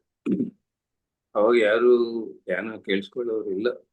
ಇದ್ರೆ ಒಂದು 20 ಜನ ಪಿರಮಿಡ್ ಮಾಸ್ಟರ್ ಇದ್ರೆ ದೊಡ್ಡ ಸುದ್ದಿ. 2004 ಸಾರ್ಗೆ ಶನಿವಾರ ಭಾನುವಾರ ಮಧ್ಯಾಹ್ನ 2 ಕ್ಲಾಸ್ ಅರೇಂಜ್ ಮಾಡಿದ್ವಿ ನಾವು ಡೆಟ್ರಾಯ್ಟ್. ಸಾರ್ ಚಿಕಾಗೋದಲ್ಲಿದ್ದರು. ಅಲ್ಲಿ ನಾಗರಾಜ್ ಅಂತ ಒಬ್ಬರು ಮಾಸ್ಟರ್ ಹೆಲ್ಪ್ ಮಾಡಿದ್ರೆ ಅವ್ರ ಸಹಾಯದಿಂದ ನಾನು ಕ್ಲಾಸ್ ಮಾಡಿದೆ. ಆ ಕ್ಲಾಸ್ಗೆ ಒಬ್ಬರು ಬಂದಿದ್ರು, ಲಲಿತಾ ಮೇಡಮ್ ಅಂತ, ಹೈದರಾಬಾದ್. ಇವಾಗ ಅವರು ದೇಹ ಬಿಟ್ಟಿದ್ದಾರೆ. ಅವರು ಕ್ಲಾಸಿಗೆ ಬಂದಿದ್ರು. ಫಸ್ಟ್ ಸಾಟರ್ಡೆ ಮಧ್ಯಾಹ್ನ ಕ್ಲಾಸ್, ಎಲ್ಲರೂ ಕೂತ್ಕೊಂಡಿದ್ವಿ. ಪತಿ ಸರ್ ಬಂದು ರೇಮನಾಥ್ ಬಾ ಮಾತಾಡು ಅಂತ ಮೈಕ್ ಕೊಟ್ಟರು. ನನ್ಗೆ ಇಂಗ್ಲಿಷ್ ಬರಲ್ಲ ಮಾತಾಡೋದು, ಯಾವಾಗ ಮಾತಾಡಲಿಲ್ಲ, ಅವಶ್ಯಕನೂ ಇತ್ತಿಲ್ಲ. ಏನಪ್ಪ ನನಗೆ ಇಂಗ್ಲಿಷ್ ಬರಲ್ಲ, ಇದು ಅಮೆರಿಕ, ಯಾಕೆ ಮೈಕ್ ಕೊಟ್ಟಿದ್ದಾರೆ ಅಂತ ನನಗೇನು ಶೂನ್ಯ ಆಯ್ತು. ಏನ್ ಮಾಡ್ಬೇಕು ಗೊತ್ತಾಗ್ತಾ ಇಲ್ಲ. ಈಗ ಇಟ್ಕೊಂಡೆ, ಬಾಯ್ ತೆಗಿದೆ, ಸ್ಟಾರ್ಟ್ ಆಯ್ತು. 1/2 ಅವರ್ ಇಂಗ್ಲಿಷ್ ಬಂತು, ಕಂಟಿನ್ಯೂಸ್ ಫ್ಲೋ ಬಂತು. ನನಗೆ ಆಶ್ಚರ್ಯ, ಏನಪ್ಪ ಇದು ಎಲ್ಲಿಂದ ಬಂತು ಅಂದ್ರೆ ಆಮೇಲೆ ಗೊತ್ತಾಯ್ತು, ನಮ್ಮ ಆತ್ಮದ ಒಳಗೆ ಎಲ್ಲ ಜ್ಞಾನ, ಜಿಮ್ನಾಸ್ಟಿಕ್ಸ್, ಮ್ಯೂಸಿಕ್, ಡಾನ್ಸ್, ಅದನ್ನ ನಾವು ಪ್ರಾಕ್ಟೀಸ್ ಮಾಡ್ಬೇಕು. ನಾನೇನ್ ಮಾಡಿದೆ, ಧೈರ್ಯ ಬಂತು. ನನ್ನ ಮಗಳನ್ನ ಕೇಳಿದೆ, ಗ್ರಾಮ್ಯಾಟಿಕಲಿ ಮಾತಾಡಿ. ಇಲ್ಲ ಸರ್, ಇಲ್ದೇ ಅದನ್ನ ಇನ್ನ ಧೈರ್ಯ. ನಾನು ಅಮೆರಿಕನ್ಸ್ಗೆ ಧ್ಯಾನ ಹೇಳ್ಕೊಟ್ಟೆ. ಹಾಗೆ ನನಗೆ ಇಂಗ್ಲಿಷ್ ಬಂತು. ಇಲ್ಲಿ ಬಂದ್ಮೇಲೆ ಕನ್ನಡ. ನಾರ್ತ್ ಇಂಡಿಯಾ ಭಾನುಪ್ರಸಾದ್ ಅಂತ ಒಬ್ರು ಇದ್ದಾರೆ, ಹೈದರಾಬಾದ್ ಮಾಸ್ಟರ್. ಅವ್ರು ನನ್ನ ಕರೆದ್ರು, ಸರ್ ಬನ್ನಿ ಸರ್ ನಾವು ಹೋಗೋಣ. ಇಲ್ಲ ಬಂದು ನನಗೆ ಏನೋ ಉರ್ದು ಗುಮಾಸ್ತರು ಇದ್ದಾರೆ, ವರ್ಕರ್ಸ್, ಅದು ಗೊತ್ತಪ್ಪ, ನನ್ಗೆ ಏನ್ ಗೊತ್ತಿಲ್ಲ. ಬನ್ನಿ ಸರ್, ಯಾರು ಬಂದ್ರಾಗ ಮಾತಾಡು ಅಂತ ಅವ್ರು ಹೇಳಿದ್ರು. ಅವು ಸ್ಟಾರ್ಟ್ ಆಯ್ತು. ನನ್ನ ಕರೆಂಟ್ ಹೋಗಿದೆ. ಹೌದು ಸರ್, ಅದಕ್ಕೆ ತಾವು ಕಾಣಿಸ್ತಿಲ್ಲ, ಅದನ್ನೇ ಕೇಳೋಣ ಅನ್ಕೊಂಡೆ. ಸರ್ ಕರೆಂಟ್ ಹೋಗಿದೆ. ಯಾಕಂದ್ರೆ ಹಿಂದಿ ಕೂಡ ಬರ್ತಾ ಇರ್ಲಿಲ್ಲ, ನೀವು ಧ್ಯಾನಕ್ಕೆ ಬಂದ್ಮೇಲೆ ಹಿಂದಿ ಬಂತೇನ್ ಸರ್ ಹಾಗಾದ್ರೆ? ಹೌದು, ಓಡಾಡಿ ಓಡಾಡಿ ಕಲ್ತ್ಕೊಂಡೆ. ಅಲ್ಲ, ನಮ್ಮೊಳಗೆ ಏನು ಜ್ಞಾನ ಇದ್ರೆ ನಾವು ಪ್ರಾಕ್ಟೀಸ್ ಮಾಡ್ಬೇಕು. ನಿಜ ನಿಜ. ಯೋಗ ಕರ್ಮಶು ಕೌಶಲ್ಯ ಅಂತ ಹೇಳುತ್ತೆ ಭಗವದ್ಗೀತಾ. ಧ್ಯಾನ ಮಾಡುವ ಯೋಗಿಗಳಿಗೆ ಕರ್ಮಗಳಲ್ಲಿ ಕೌಶಲ್ಯ ಸಿಗುತ್ತೆ, ಬಹಳ ಈಸಿ ಆಗುತ್ತೆ ಅವ್ರಿಗೆ ಅದು ಕಲ್ತ್ಕೊಳ್ಳೋದು. ಹಾಗಾದ್ರೆ 2004ರಲ್ಲಿ ನೀವೇನು ಅಮೆರಿಕದಲ್ಲಿ ಪತ್ರಿಜಿ ಸರ್ ಸ್ಟಾರ್ಟ್ ಮಾಡಂದಾಗ ಇಂಗ್ಲಿಷ್ ಅಲ್ಲಿಂದ ಹಾಗೇನೆ ಮುಂದುವರಿತು ಇನ್ನು? ಆದ್ರೆ ಮತ್ತೆ ಮೊನ್ನೆ ಹೋದ್ನಲ್ಲ, ಅವಾಗ ಮತ್ತೆ ಮಾತಾಡ್ತೆ. ಇಲ್ಲಿ ನನಗೆ ಅವಶ್ಯಕ ಇಲ್ಲ ಇಂಗ್ಲಿಷ್. ನಾರ್ತ್ ಹೋದ್ರೆ ಹಿಂದಿ, ಕರ್ನಾಟಕ ಹೋದ್ರೆ ಕನ್ನಡ, ಆಂಧ್ರ ಹೋದ್ರೆ ತೆಲುಗು ಮಾತಾಡ್ತಾರೆ. ಅಮೆರಿಕ ಹೋದ್ರೆ ಮತ್ತೆ ಅಲ್ಲಿ ಎಲ್ಲಿ ಇಂಗ್ಲಿಷ್ ಬೇಕೋ ಅಲ್ಲಿ ಇಂಗ್ಲಿಷ್ ಮಾತಾಡ್ತಾರೆ. Okay sir. ಸರ್ ಇನ್ನೊಂದು, ಈ ಪಿರಮಿಡ್ ಶಕ್ತಿ ಬಗ್ಗೆ ನಿಮ್ಮ ಅನುಭವ ಏನ್ ಸರ್? ನನ್ನ ಅನುಭವ ಅಂತೂ ಸ್ಪೆಷಲ್ ಏನಿಲ್ಲ, ನನ್ಗೆ ಚೆನ್ನಾಗ ಅದು ನನಗೇನು ಈ ಕಾಣಿಸೋ ಅನುಭವಗಳಿಲ್ಲ. ಹಂಗಲ್ಲ ಸರ್, ಪಿರಮಿಡ್ ಎನರ್ಜಿ ಬಗ್ಗೆ. ಅದೇ ಹೇಳ್ತೀನಿ, ವೈಬ್ರೇಷನ್ ಫೀಲ್ ಆಗುತ್ತೆ, ಒಳ್ಳೆ ಓಕೆ. ವೈಬ್ರೇಷನ್ ಫೀಲ್ ಆಗುತ್ತೆ. ಹ್ಮ್ ಈ ಪಿರಮಿಡ್ ಏನಂದ್ರೆ ಹ್ಮ್ ಶಂಬಾಲ ಎನರ್ಜಿನೇ ಪಿರಮಿಡ್ ಒಳಗೆ, ಸತ್ಯಲೋಕದ ಎನರ್ಜಿ, ಶಂಬಾಲ ಹ್ಮ್ ಎನರ್ಜಿ ತುಂಬಿಕೊಂಡಿರುತ್ತೆ ಪಿರಮಿಡ್ ಒಳಗೆ. ಹ್ಮ್ ಆ ಪಿರಮಿಡ್ ಒಳಗೆ ಧ್ಯಾನ ಮಾಡೋದು ಬಹಳ ಸುಲಭ. ಮನಸ್ಸು ಒಂದು ಕ್ಷಣದಲ್ಲಿ ನಿಂತೋಗುತ್ತೆ. ನಾವು ಆಸ್ಟ್ರಲ್ ಟ್ರಾವೆಲ್ ಆಗೋವರೆಗೆ ಬಹಳ ಈಸಿ ಆಗುತ್ತೆ ಟ್ರಾವೆಲ್.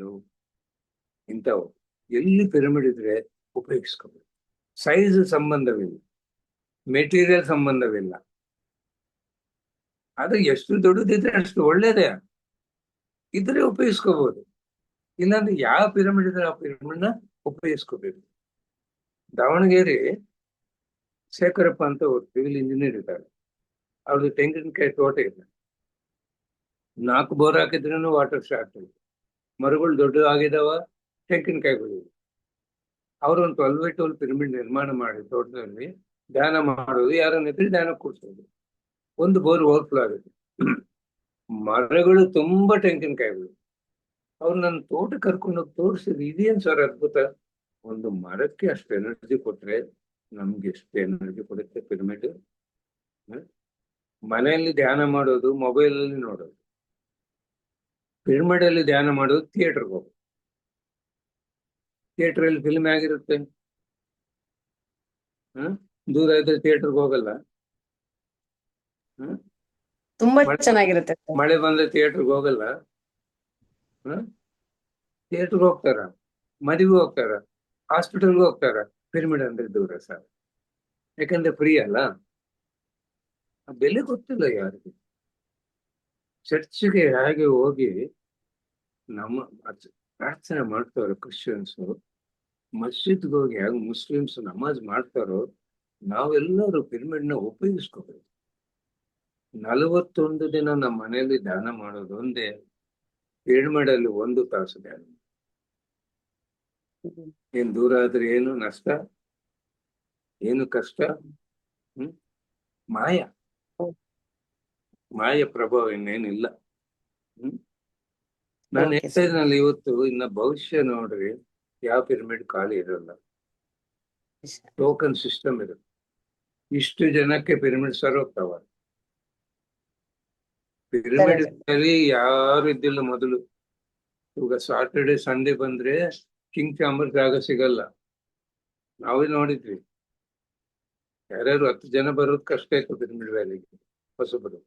ಇವಾಗ ಯಾವಾಗ ಪರಿಸ್ಥಿತಿ ಸಿಗತ್ತೆ ಜಾಗ, ಕಿಂಗ್ ಚಾಂಬರ್ ಅಂತ. ಅದ್ಭುತ ಪಿರಮಿಡ್ ಶಕ್ತಿನ. ಏನು ಫಿಸಿಕಲ್ ಹೆಲ್ತ್ ಪ್ರಾಬ್ಲಮ್ ಬಂದ್ರೆ, ರಿಲೇಷನ್ಸ್, ಫೈನಾನ್ಷಿಯಲ್ ಏನೇ ಇರ್ಬೋದು ಚಾಲೆಂಜಸ್, 41 ದಿನ 3 ತಾಸು ಸಂಕಲ್ಪ ಇಟ್ಕೊಂಡು ಪಿರಮಿಡ್ ಅಲ್ಲಿ ಧ್ಯಾನ ಮಾಡಿ ಏನ್ ಅದ್ಭುತ ಆಗುತ್ತೆ ನೋಡ್ಬೇಕು. ಇವಾಗ ಬ್ಯಾಂಗ್ಳೂರು ಪಿರಮಿಡ್ ವ್ಯಾಲಿ ಇದೆ. ಯಾರು ಹೇಳ್ತಾ ಇದ್ರು, ಈ ಪಿರಮಿಡ್ ವ್ಯಾಲಿಯಲ್ಲಿ ಎಷ್ಟು ಮರಗಳಿದಾವೋ, ಆ ಮರಗಳಿಗೆ ಎಷ್ಟು ಎಲೆಗಳಿದಾವೋ, ಅಷ್ಟು ಜನ ಆಸ್ಟ್ರಲ್ ಮಾಸ್ಟರ್ಸ್ ಇದ್ದಾರೋ ಈ ವ್ಯಾಲಿಯಲ್ಲಿ. ಅದಕ್ಕೆ ಪಿರಮಿಡ್ ಎಲ್ಲ ಎಲ್ಲಿ ಕೂತ್ಕೊಂಡ್ರೇನೋ ವೈಬ್ರೇಷನ್ ಇರ್ತದೆ. ನಾವು ಬಹಳ ಈಗ ವ್ಯಾಲಿಯಲ್ಲಿ ಇಟ್ಟು ಬಿಟ್ರೆ ಮರ್ತೋಗ್ತೀವಿ ನಮ್ಮ ಈ ಭೌತಿಕ ಜೀವನ. ಅಷ್ಟೆಲ್ಲ ಬೆಟ್ಟದ ಮೇಲೆ ಇದೆ. ಋಷಿಗಳು ಎಲ್ಲಿ ಧ್ಯಾನ ಮಾಡ್ತಾರೆ? ಬೆಟ್ಟದಲ್ಲಿ. ಆ ಪ್ರಕೃತಿ, ಪಿರಮಿಡ್ ಶಕ್ತಿ ಏನು ಅದ್ಭುತ. ಯಾಕೆ ಉಪಯೋಗಿಸ್ಕೋಬಾರ್ದು? ಈ ಮಾಲ್ಗೆ ಹೋಗ್ತಾರ, ಥಿಯೇಟರ್ಗೆ ಹೋಗ್ತಾರ, ವ್ಯಾಲಿಗೆ ಹೋಗಿ ಧ್ಯಾನ ಮಾಡ್ಬೋದಲ್ಲ. ಊಟ ಫ್ರೀ, ಧ್ಯಾನ ಫ್ರೀ, ಜ್ಞಾನ ಫ್ರೀ, ಎನರ್ಜಿ ಫ್ರೀ, ಆನಂದ ಫ್ರೀ. ಏನಿದೆ ಹೋಗಕ್ಕೆಲ್ಲ ಖರ್ಚು? ವೇಸ್ಟ್ ಮಾಡ್ತಾರಲ್ಲ ದುಡ್ಡು ಎಷ್ಟು. ಏನ್ ಮೇಡಮ್? ಹೌದು ಸರ್, ನಿಜ. ಅಲ್ಲ, ಆದ್ರೂ ಕೂಡ ಈಗ ತುಂಬಾ ತಾವ್ ಹೇಳಿದ್ರಲ್ಲ, ಇನ್ ಮುಂದಿನ ದಿನಗಳಲ್ಲಿ ಪಿರಮಿಡ್ಗಳಿಗೆ ಟೋಕನ್ ತಗೋಬೇಕು, ನಾವೆಲ್ಲರೂ ಅಷ್ಟು ಫುಲ್ ಆಗ್ತವೆ. ಈಗ ಕಿಂಗ್ ಶೆಂಬರ್ ನಲ್ಲಿ ಜಾಗ ಸಿಗೋದಿಲ್ಲ, ಯಾವಾಗಾದ್ರೂ ನಮ್ಗೆ ಪ್ಲೇಸ್ ಸಿಗ್ತದ ಅನ್ನೋಷ್ಟು ಮಟ್ಟಿಗೆ ಜ್ಞಾನ ಬಂದಿದೆ ಸರ್. ಅದೇ ಸರ್, ಈಗ ಹಾಗಾದ್ರೆ ಈ ಯುಗ ಪರಿವರ್ತನೆ ಸಂದರ್ಭದಲ್ಲಿ ಇನ್ನೂ ಕೂಡ ಧ್ಯಾನ ಎಷ್ಟು ಅವಶ್ಯಕತೆ ಇದೆ ಈ ಜನರಿಗೆಲ್ಲ? ಇವಾಗ ಎಲ್ಲರೂ ಇನ್ನ ಕಲಿಯುಗ ಅನ್ಕೊಂತ ಇದ್ದಾರೆ. 2012 ಪಿರಮಿಡ್ ಕರ್ತಾಲ್ ಕೈಲಾಸಪುರಿ ಫಸ್ಟ್ ಧ್ಯಾನ ಮಹಾಚಕ್ರ ನಡೀತು 14 ದಿನ. 2012 21 ಬೆಳಿಗ್ಗೆ 7 ಗಂಟೆಗೆ ಸಾರ್ ಏನ್ ಸಂದೇಶ ಕೊಟ್ಟರು, ಇವತ್ತು ರಾತ್ರಿ 12 ಗಂಟೆಯಿಂದ ಸತ್ಯಯುಗ ಆರಂಭವಾಗುತ್ತೆ ಅಂತ ಹೇಳಿದ್ರು. ಸತ್ಯಯುಗ 2012 ಆರಂಭವಾಗಿದೆ. ಆದರೆ ಸತ್ಯಯುಗದ ಪ್ರಭಾವ ಯಾವಾಗ ಆರಂಭವಾಗಿದೆ ಅಂದ್ರೆ 2025 25 ಪ್ರಭಾವ ಸ್ಟಾರ್ಟ್ ಆಗಿದೆ. ಈ ಪ್ರಭಾವದಿಂದ ಇವಾಗ ಡಾಕ್ಟರ್ಸ್ ಎಲ್ಲರೂ ಧ್ಯಾನ ಮಾಡಂತ ಹೇಳ್ತಾ ಇದ್ದಾರೆ. ಧ್ಯಾನ ಅಂದ್ರೆ ಎಲ್ಲರೂ ಪಾಸಿಟಿವ್, ಸ್ಕೂಲ್ಸ್ ನಾವು ಧ್ಯಾನ ಮಾಡಿಸ್ತೀವಿ, ಹೌದು ಧ್ಯಾನ ಮಾಡಬೇಕು, ಒಳ್ಳೇದು. ಈ ಚೇಂಜ್ ಆಗಿದೆ, ಇದೇ ಸತ್ಯಯುಗದ ಪ್ರಭಾವ. ಹೇಳ್ತಾ ಇದ್ರು ಪತ್ನಿ ಪ್ರೇಮ್ನಾಥ್, ಕಟ್ಟ ಹಿಡ್ಕೊಂಡು ಧ್ಯಾನ ಮಾಡಪ್ಪ ಅಂತ ಬೇಡ್ಕೊಂತ ಇದ್ವಲ್ಲ, ಭವಿಷ್ಯ ನೋಡು, ನಮ್ಮ ಹಿಂದೆ ಓಡಾಡ್ಬೇಕು, ಧ್ಯಾನ ಹೇಳ್ಕೊಡ್ರಿ ಅಂತ. ಅದು ನೋಡ್ತಾ ಇದ್ವಿ. ಇವಾಗ ಯಾವ ಮಾಸ್ಟರ್ ಖಾಲಿ ಇಲ್ಲ, ಅಪಾಯಿಂಟ್ಮೆಂಟ್ ಸಿಗೋದು ಕಷ್ಟ ಇವಾಗ. ನಿಜ ಸರ್, ಕೇಳ್ಕೊಂಡೆಲ್ಲ ಬರ್ತಾ ಇದ್ದಾರೆ, ನಿಜ. ಇದೇ ಸತ್ಯಯುಗದ ಪ್ರಭಾವ. ಸತ್ಯಮೇವ ಜಯತೆ, ಧರ್ಮೋ ರಕ್ಷಿತ. ನಾನು ಆತ್ಮ ಅಂತ ತಿಳ್ಕೊಳ್ಳೋದು ಸತ್ಯ, ಧ್ಯಾನ ಮಾಡೋದು ಧರ್ಮ. ಎಲ್ಲರೂ ಮಾತಾಡ್ತಾರೆ, ಗೊತ್ತಿಲ್ಲ ಜ್ಞಾನ. ಸತ್ಯ ಅಂದ್ರೆ ಏನು ಗೊತ್ತಿಲ್ಲ, ಧರ್ಮ ಅಂದ್ರೆ ಮಾಂಸ ಬಿಟ್ಟರೆ ಪರಮಧರ್ಮ, ಧ್ಯಾನ ಮಾಡಿದ್ರೆ ಸ್ವಧರ್ಮ. ಎರಡೇ ಧರ್ಮಗಳು, ವಿ ಫಾರ್ ವಿಕ್ಟರಿ. ಮಾಂಸ ಬಿಟ್ರೆ ಮಹಾತ್ಮ, ಧ್ಯಾನ ಮಾಡಿದ್ರೆ ಪರಮಾತ್ಮ. ಈ ಎರಡು ಧರ್ಮಗಳು ಇರೋವರೆಗೆ ವಿಜಯ, ವಿಕ್ಟರಿ. ಏನು ಧರ್ಮ ಜೀವನ ಮಾಡೋದೇನು ಕಷ್ಟ ಇದೆಯಾ? ಏನಿಲ್ಲ, ಎಷ್ಟು ಸುಲಭವಾಗಿ ಹೇಳ್ತೀವಿ ಅಷ್ಟು ಸುಲಭ ಅನಿಸ್ತದೆ. ನಿಜ. ಒಂದು ಧ್ಯಾನ ಮಾಡೋದು, ಒಂದು ಬಿಡೋದು, ಒಂದು ಮಾಡೋದು. ಮಾಂಸ ಬಿಟ್ರೆ ಮಹಾತ್ಮ, ಧ್ಯಾನ ಮಾಡಿದ್ರೆ ಪರಮಾತ್ಮ. ಮತ್ತೆ ಆತ್ಮ ಉದ್ಧಾರ ಆಗ್ಬೇಕಂದ್ರೆ ಧರ್ಮ ಜೀವನ ಮಾಡ್ಬೇಕಲ್ಲ. ಖಂಡಿತ. Okay sir, thank you sir. ನಿಜವಾಗ್ಲೂ ಎಲ್ಲರಿಗೂ ತಗೊಳ್ಳಿ, ಇಷ್ಟು ಶ್ರದ್ಧೆಯಿಂದ ಕೇಳಿಸ್ಕೊಳ್ಳಕ್ಕೆ.